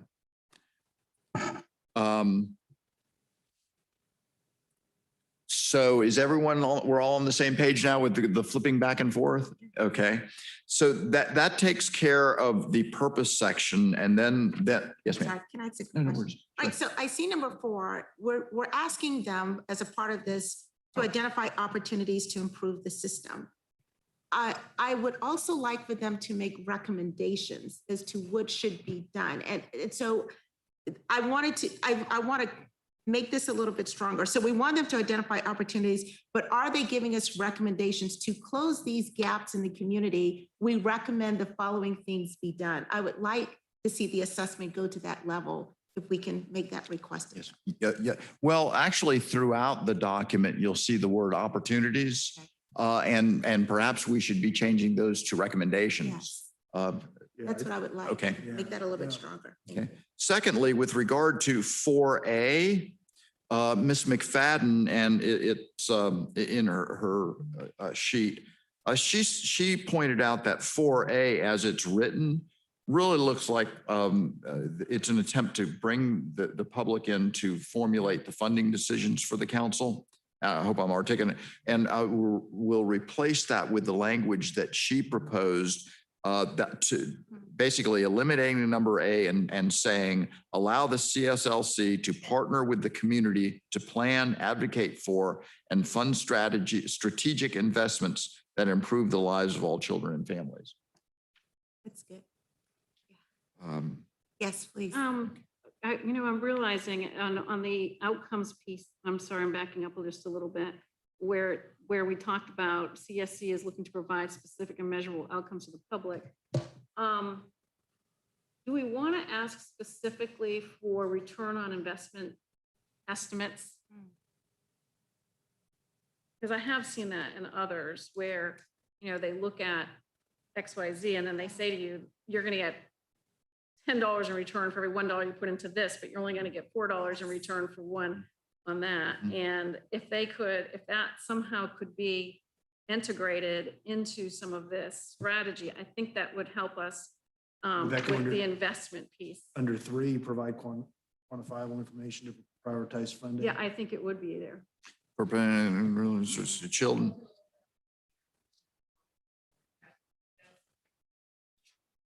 Mhm. The intent was to include it later, but to put it up front, if that's a request, I think that's something that we can absolutely do. Yeah, ROI is noted later on and requested later on, but putting it up here, we will incorporate ROI into this this purpose section also.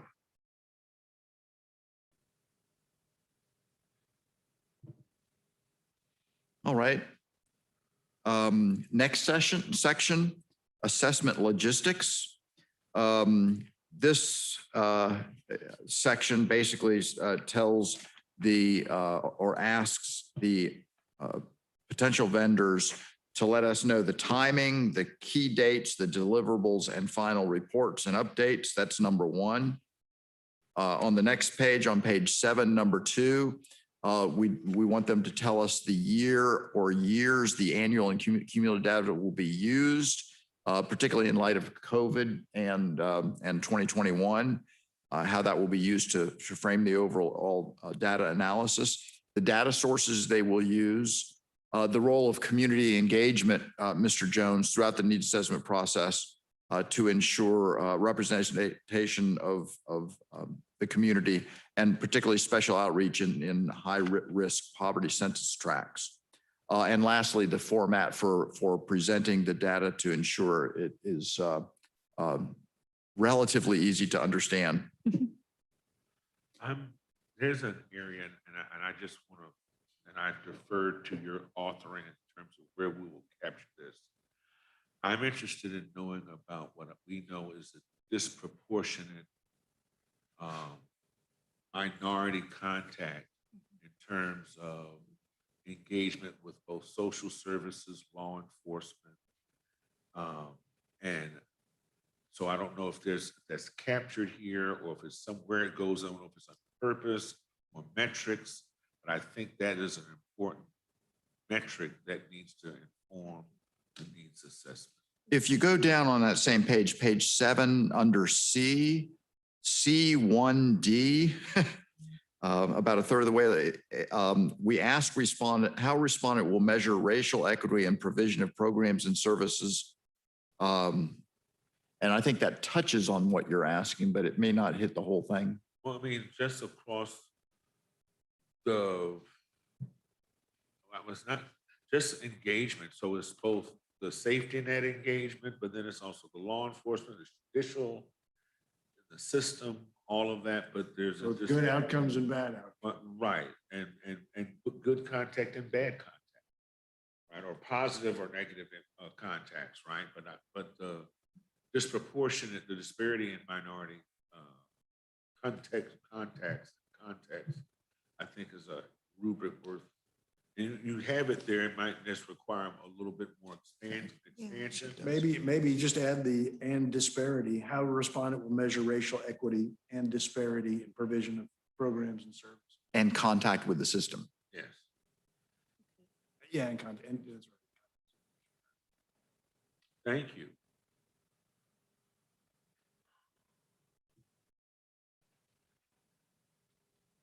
And I don't know about you all, but sometimes we talk about equity and diversity and inclusion. It sometimes may ring hollow or cliche, but I do know that there is that issue as well.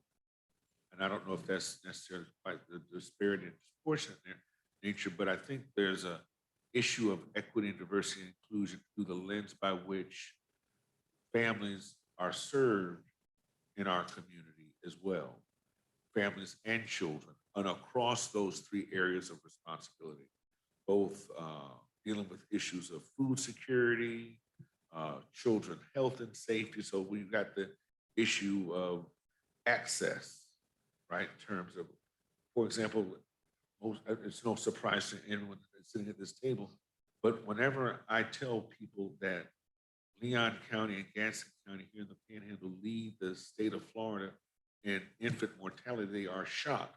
That's an issue of equity and equal access and the like. And so that is a problem that plagues our community. I know that's one of the issues that we talk about. So is that equity or inequity something that also requires some measure of, some measuring, some in the context of this needs assessment as well? I don't know how, I don't know if it's already captured, but equity, diversity, and inclusion in the context of the study, I think should also be considered. What were the three words again? Equity, inclusion, Equity, diversity. diversity. I got it. DEI. Okay, thank you. Okay, back up to the top of that page. Assessments, logistics. Yes, on page 7, where we're going, we're on number 2 there at the top of the page. Basically, how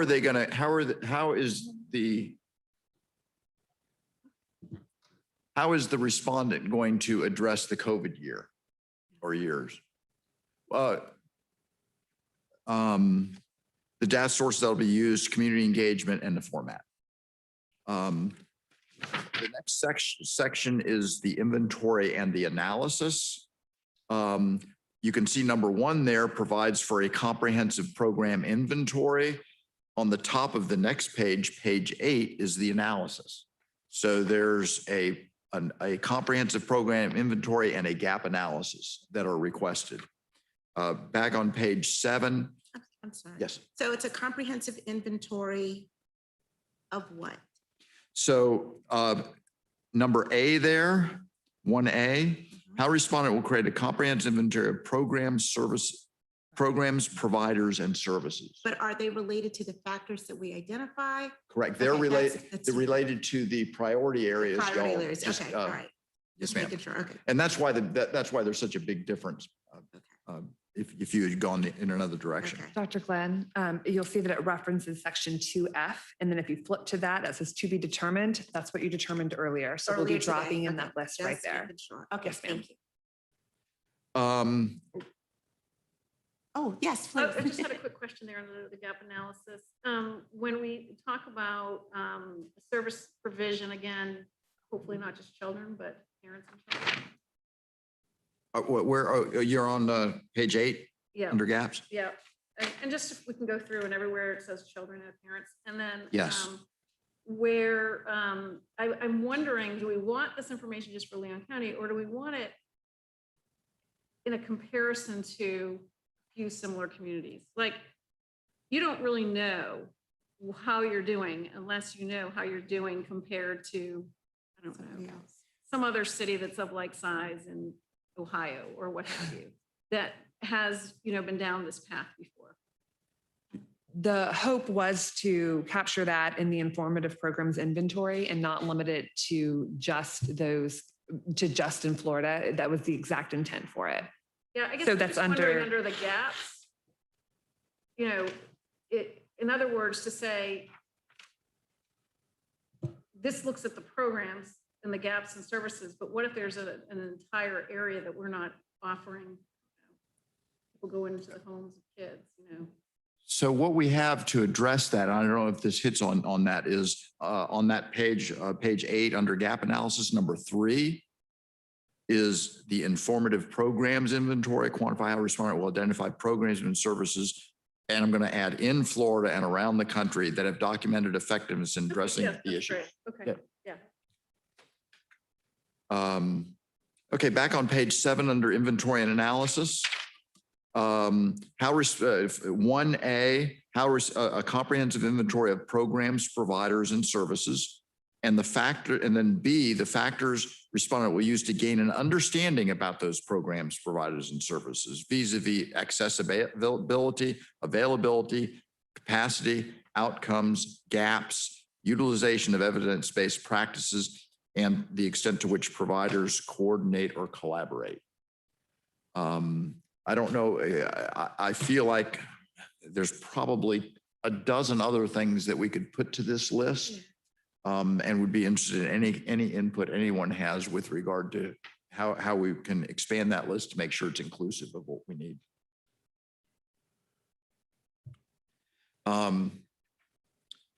C, how again, getting to the funding issue, how the respondent will access, compile, and report information on the total amount of funding and funding by source. So we know how the money is flowing in the state and how it's being used.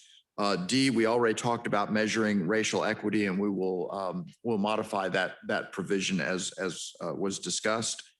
E, operational changes that were made by programs and providers in the face of COVID, and how those changes have changed the landscape in terms of provision of those services. And then the short and long-term impacts on delivery of services. You can see there, there may be some positive impacts that last a long time. There may be some short-term impacts that last, and there may be real negative impacts that y'all will want to consider as you begin funding programs. Lastly, the last thing on page 7, G, is requesting how they are going to collect information with regard to the impact of the federal funds, that the significant federal funds that are flowing into the community over the next 2 years. I have one question. Colleagues, the additions that we've made to our scope, do you see those satisfied in what we've reviewed thus far? Oh, yes, I do. All right. Do you Well- do, Darryl? I do. Okay. I mean, they made the direct reference to economic opportunity, so I feel good with that. Please continue to. And again, this is the first time this is being seen by anyone. So we'll look forward to any, as you're able to kind of cogitate on these things, any more that you and anyone else is able to provide. Moving on to page 8, the gap analysis. And Ms. McFadden, to the extent that you have worked on these kinds of documents before, I'll be interested at, as you're able to think about this a little bit more, if there are ways of framing this or items that should be included to make sure that we really do capture the gaps that are needed or that need to be identified. But basically at this point, it says again, ask the respondents how they will assess the gaps in service provision to parents and children by the age cohorts that were identified earlier for need for services, number of children and parents currently being served, deficits in capacity, barriers to access, gaps in services, and services where wait lists are in place. And then again, we talked about the informative programs inventory. I actually agree with Ms. McFadden. I think this could be a wealth of wonderful information for you all to think about as you consider funding. Another thing that Ms. McFadden suggested in her suggestion was to move this expedited funding award piece to the end, the last page, under funding recommendations, where it seems like it would legitimately go. But since it's here right now, we haven't moved it yet. I want to point this out to you because this is really important in terms of how you move forward on these expedited funding awards. You can see that basically using the data that they've collected, beginning on a date determined by the council and ending September 30th, which is the last day of the fiscal year for the council, is how long these awards will run unless they are extended by the council. In the next paragraph, services receiving expedited funding awards will not automatically receive funding through the CSC's regular community funding process. They may or may not receive such funding, again, dependent on how the council wants to proceed. They are required to identify the length of time it will take and the process respondent will use to identify these expedited funding opportunities so that CSC can invest. And the services that will make a positive difference in the lives of all county children and services targeted in high-risk neighborhoods, zip codes, and/or poverty census tracts. And I think it sounds like, Ms. McFadden, we ought to add an ROI there into that also. Yeah. I think about what Mark O'Brien said, the allegory he used, to move the needle, move it 3 inches compared to moving a yard. So yeah, I think that's pretty cool. You've really been busy. He has. Well, I can tell you, we've been working many long hours on this, and I couldn't have done it without Holly. Because she knows this stuff too. I just want to be Jess, clear. and Elizabeth. and she's been doing all this. So we're asking the grantor to give us an expedited list of priorities based on it by a date that we set. No. No? Okay. So it says utilizing data and information obtained in the priority section. Right. The CLC desires to provide short-term funding for select priorities, those priorities that you just determined, beginning on a date to be determined. That date will be determined based on number 1 there under D. They're going to be required to identify the length of time it will take and the process they will undertake to identify those opportunities. And we're going to change that to recommendation. Okay. Is September 30, 2021? I think it's Is that right? 2022. Should that be 2022? The 2020. It is. Throwing It's me supposed to be off. 20. Oh, it should be Okay, all right, 2020. all right. I'm sorry. Great catch. How many times have we put that? Yes, that was quite confusing. Yes. Oh, wait a minute. Contributed something. Okay.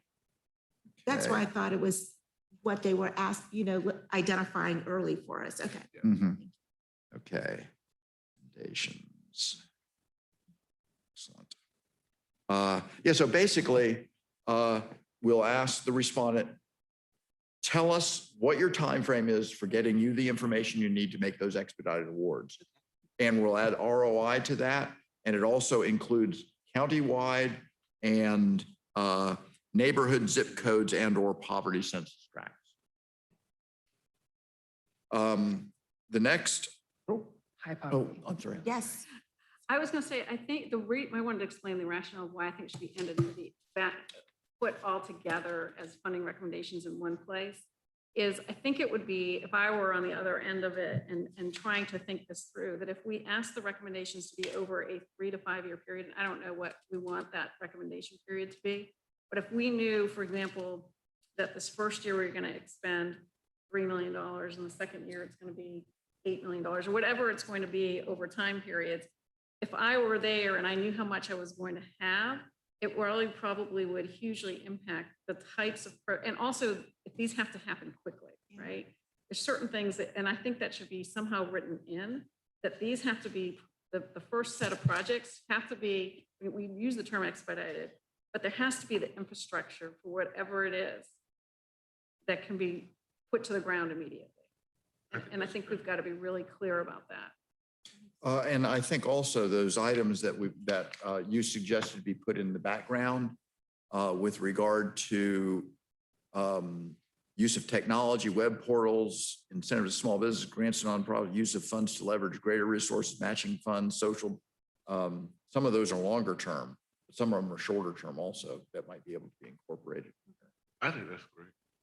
It may behoove us also to just list those recommendations again at the beginning of the funding section to keep the respondent open to them. Mhm. Well, I think what's going to be critical is certain things build on other things.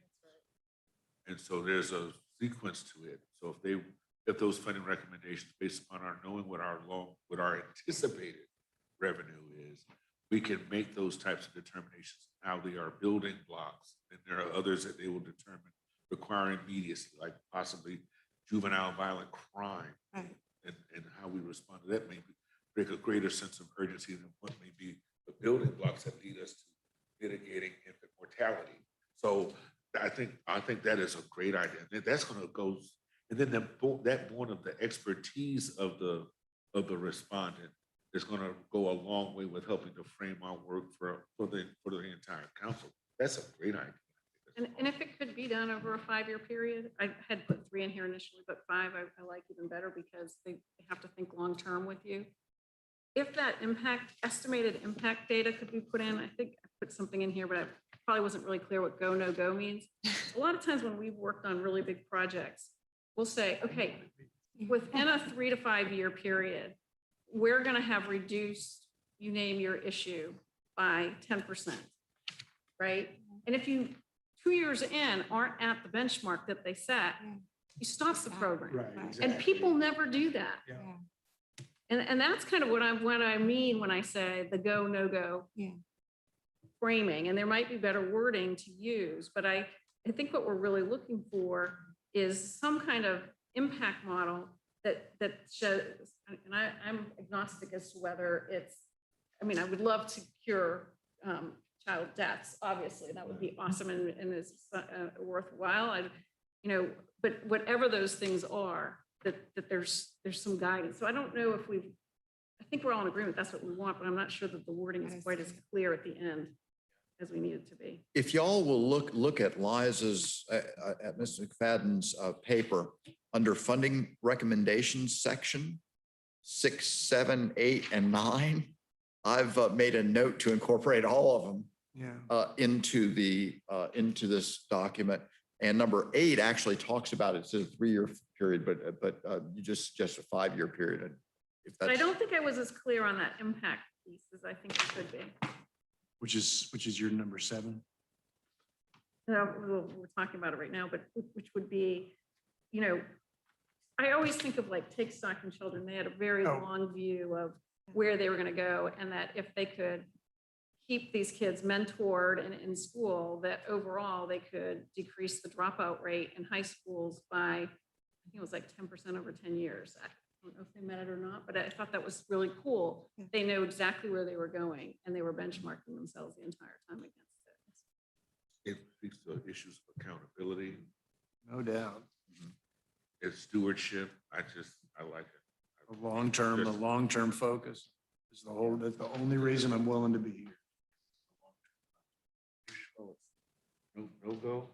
Go, no go, yeah. Go, no Like go. there's points where, Well, you gotta- some companies do it green, yellow, red. Once you hit that All right. red, you should stop. And then it provides, and then it communicates most clearly to those who will provide the funding to, in terms of our accountability expectations. Not a blank check. Right, it's not a blank, I'd love, go, no go. Yeah, that's right out of NASA. That's where I know it from, the movie. Go flight. Madam Chair. Every Yes. state treasurer, everybody. I just wanted to ask a quick question as it relates to that, that putting out those parameters of go, no go, part of the beauty of a Children's Services Council that has operated in other communities has been, it's not so cut and dry that, hey, I hate to say like the monitoring system that's in place. The beauty of a Children's Services Council is that we can also provide that technical assistance and training to help them catch up. So earlier you said words matter.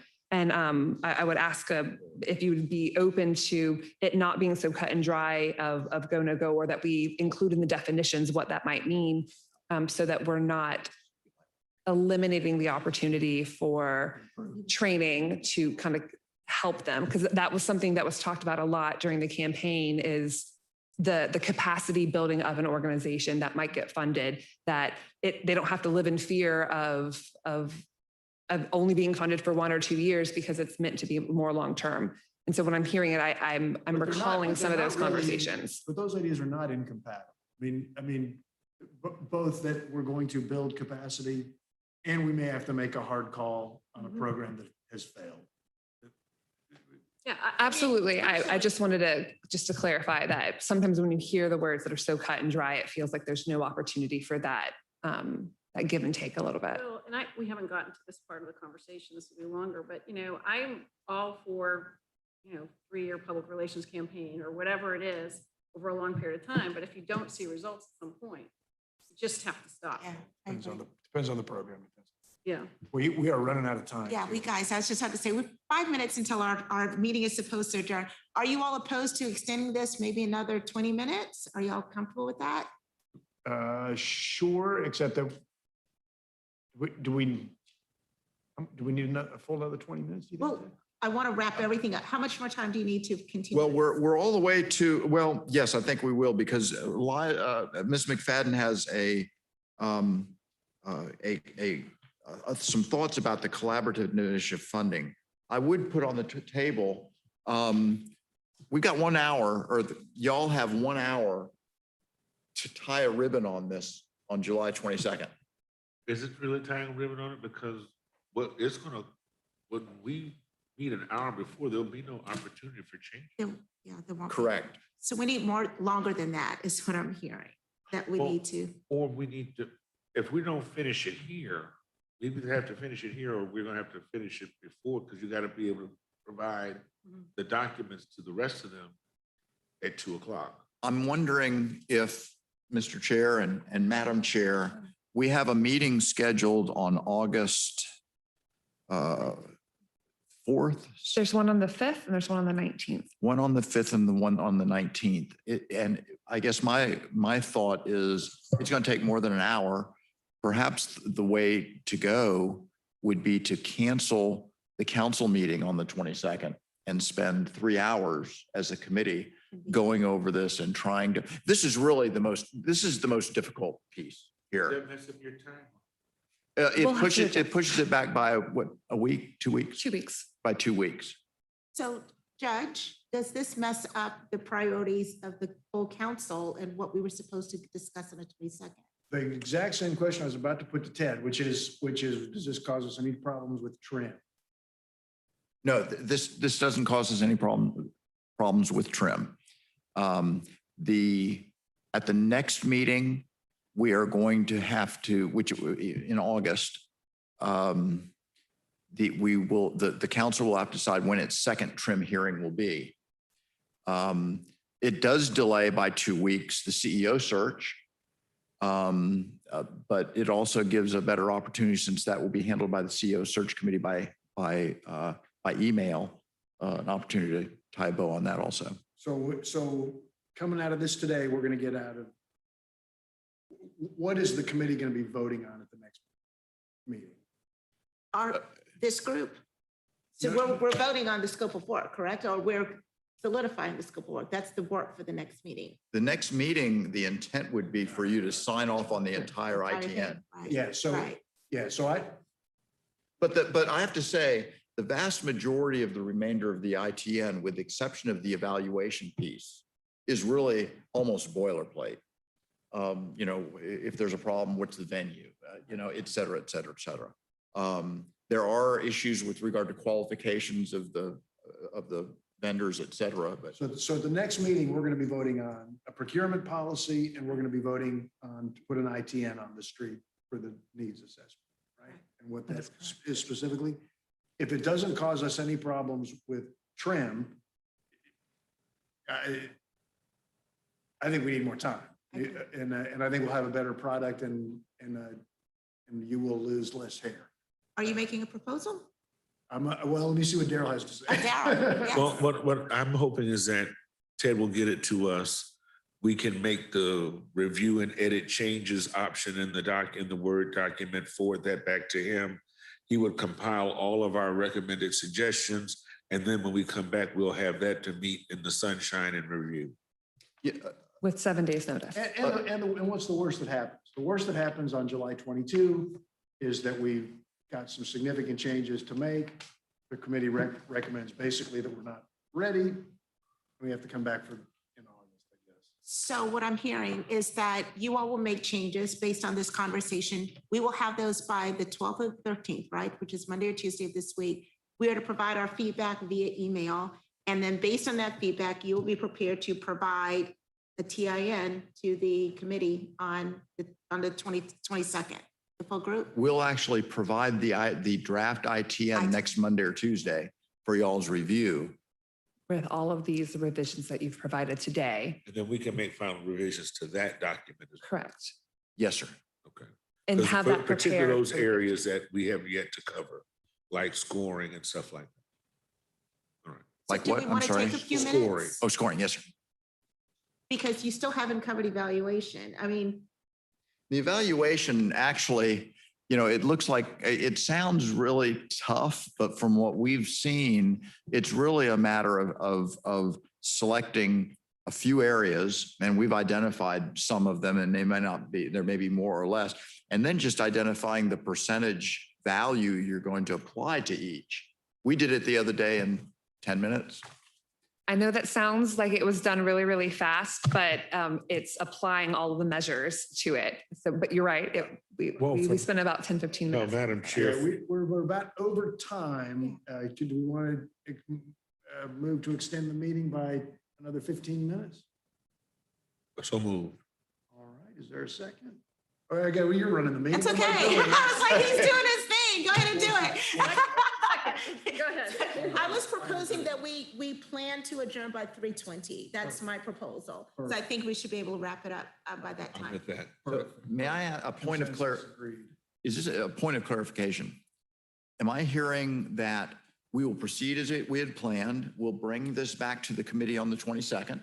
The committee will determine at that point if you can finish the work or not, and there will be the council meeting on the 22nd. Exactly. Right. I wonder if it would be appropriate at that time to think, just to put it on the table. Well, no, well, wait a minute.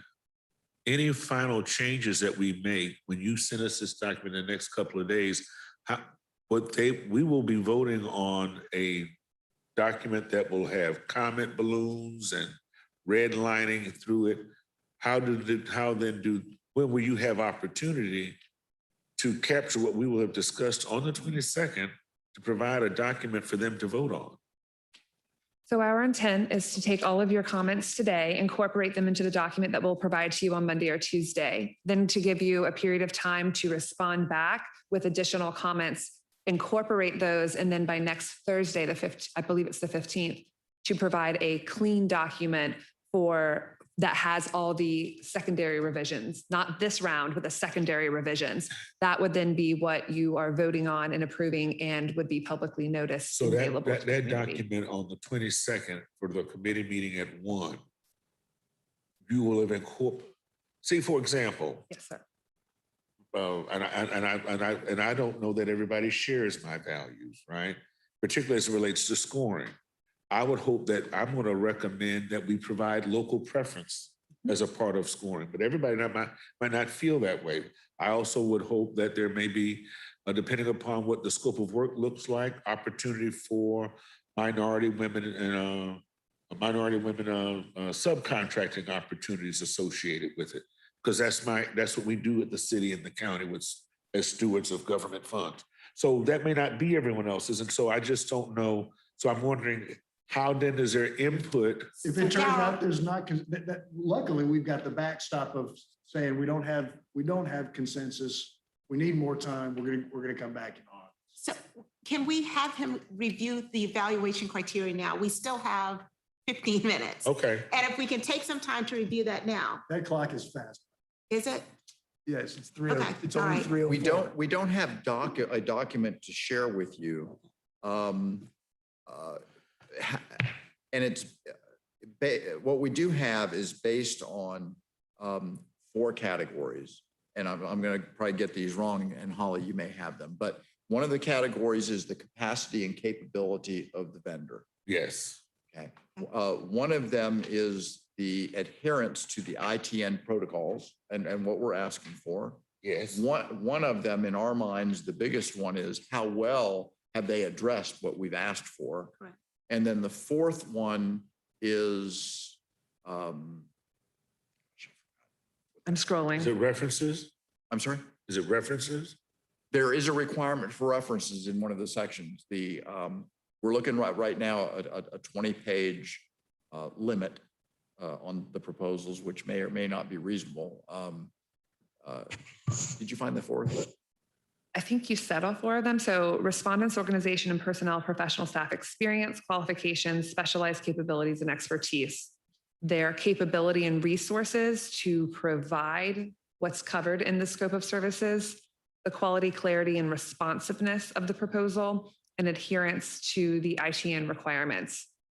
And there's a couple of extra pieces that talk about scored items, non-scored items, et cetera. And in its current form, it makes reference to a procurement policy that has not yet passed, of course. And the procurement policy does include, I believe, and I think it's with the CPA or the attorney right now, some of the items that you referenced.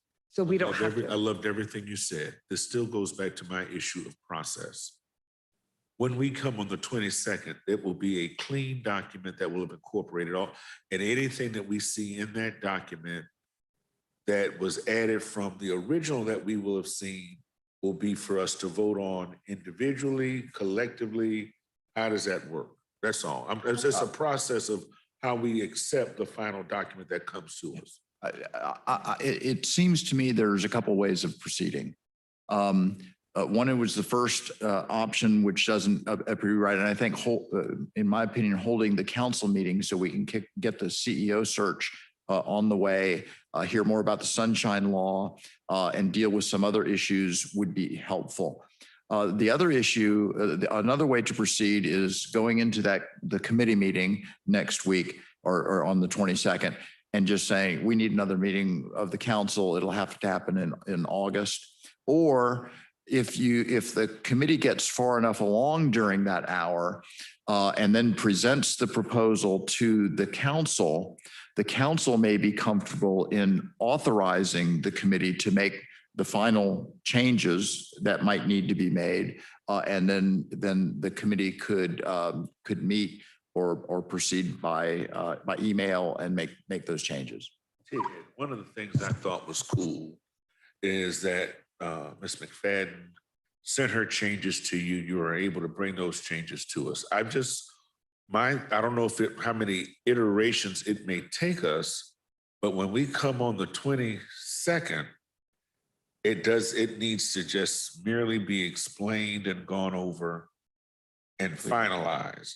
And so, and all I'm suggesting is that in our process, there's got to be a method by which we're going to capture the very different and disparate points of view of the persons who are represented here who are all interested in this document, such that on the 22nd, we can vote on that final document. So I just want you to know that. So you may want to update us as changes are made. Maybe it might require more than one deadline of iterations for us to review, such that on the 22nd, it's pretty much fully cooked. I do have a question for you, Darryl. Are you opposed to this? They plan to give us the updated version of this by early next week. We'll have an opportunity to review it. Once we have an opportunity to provide feedback, they're going to give that back to us again by the beginning of the following week before it goes back to the committee. Is that correct?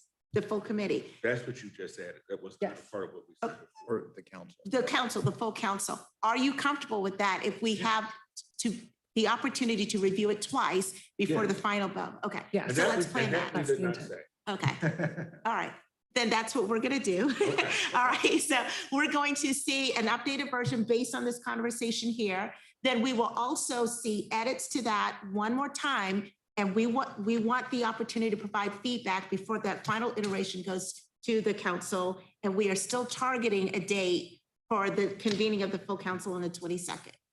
And the good part about it, any questions we may have, you can be our go-between. We write to you directly. We have not violated the sunshine.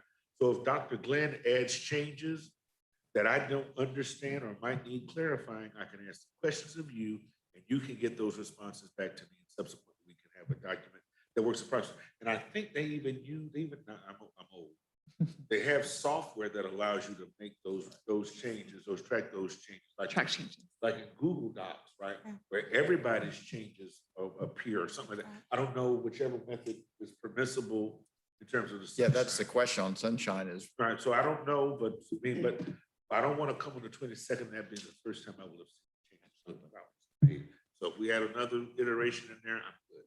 Yes. That's what we're going to do. All right, thank you very much. Great. So so we are done with this for today. We are going to look for the additional edits that you all make. We will provide our feedback. We will review it one more time early next week before it goes to the full council. Holly, that works for you? Okay, lights, yes, ma'am. Dr. Lin, very quickly, under the collaborative initiative building piece, or part E, which is the only part we haven't talked about, I know so I am concerned that we would put this in this proposal. It seems to me that that this comes after they report out to us, and that when we issue our proposals for the community, that we would be the ones saying, okay, if you coordinate on 2 or more, you're going to get extra points or whatever. I'm not sure that it is part of this ITN. Right.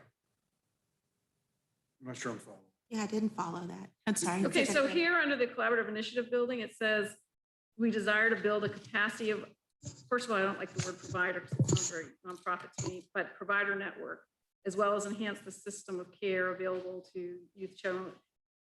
And we're interested in exploring opportunities for incentivizing and partnering with providers. I think that that's after we get back all this data from them, when we issue what goes out to the field, that they would respond, or we could put in, we're going to give you 10 extra points if you give us a coordinated proposal or what have you. I feel like this piece could end up costing us a lot of money because we're adding in something that's kind of separate from Beyond their work. which we would do after we got their work back from them. That's not for the needs assessment consultant to collaborate. It's for the persons who will respond for the proposals. That's not what they're doing. Might I ask you a question, Ms. McFadden? With the chairs. Please. The recommendations that you added up at the beginning, the examples of some of the broader scopes, and then we also talked about the informative programs inventory. Could that be an opportunity to at least point to successful examples where collaboratives have effectively met those needs? I think they're going to do that. If that is a best practice, they're going to do that. But I think asking them to, I just, again, I mentioned this before, I just feel like that we're adding something in that really comes post the ITN. So you're proposing it's deleted or removed from the, okay. All right, I'm not opposed to that. We will take that into consideration, but please, yeah, ma'am, please. actually, when we discussed it earlier by email, I was having concerns about the way you framed it just now, articulated just now in terms of the council figuring out stuff. It makes great sense. If maybe collaborations that exist now come up in the inventory. And for me, the opportunity for collaboration is through subcontracting. So for example, if we were to ascribe, when we talk about scoring, subcontracting opportunities. So if they were to use a minority or a women-owned business, they get extra points for that. They get extra points for the persons who manage their community engagement might be a minority owned. So collaboration to meet the intended to do the work. But in this, we're talking about collaboration as if it were a grant response, and that's not what we're looking for. Because the reason why I put that in there, and again, I fully understand now what you were saying, was to try to, for the vendor to identify opportunities that would return the highest ROI for programs to work together to address the child holistically. So if you've got a child in foster care who's also hungry, who also needs trauma-informed care, who needs child care, et cetera, that they might be able to identify those opportunities for collaborating that might be best given what they're finding in their inventories. But again, their inventories are going to show you what those programs do so that you will have that opportunity to do it. All right, just to clarify dates, we will get the edits from you all by the 12th. I am hoping that we can expedite our responses to them and return it to them by the 14th. And then hopefully you'll be able to send us another iteration by Friday, the 16th, if possible. So that puts that request in the weeks, in the same week. Then we will get the final iteration by the 19th. And then that's the version that will be shared with the committee, the full council, so that everybody should be ready to review it and discuss by the 22nd. Okay, do those dates work for everybody? That's good. All right, perfect. Thank you very much. Okay, then going on to our next meeting date. So we are convening on the 22nd prior to the council meeting. And what time are we scheduled to meet? The time that was discussed at the council meeting, the last council meeting, was 12:45 to 2 o'clock. Okay, all right. So 12:45. Oh, yeah. Well, the council meeting will be here at the chamber, as will the committee meeting. Okay, all right. Thank you, Holly. So we'll convene from 12:45 to 2 o'clock, so a little over an hour. The full council will meet at 2 o'clock, and that's on the 22nd. I hope I don't have a conflict, but we will make that work. Okay, that's the date. I know that's the date of our event. Okay, and then for the agenda for our next meeting, we talked about the procurement policy and then everybody agreeing and finalizing this scope of work. So those are the two major things. Anything else is supposed to be on that agenda? So the two major things. Okay. Well, it'd be the full ITN. Correct. Right. The full scope. Right. Okay. And any member comments? Nice work. I'm trying. Good job. You're Good job. teaching me well. Good job, Chair Glenn. No member comments? Okay, I've moved that we adjourn this meeting. Adjourned. Everybody's okay? All right, Outstanding. sounds Thank good. you. Great job. Well done, well done. Thank you. Thanks for your work, guys. Important. Thank you. You have more practice than me. How do I turn this on? I Yeah, you can. The red- Thank you. screen light go off.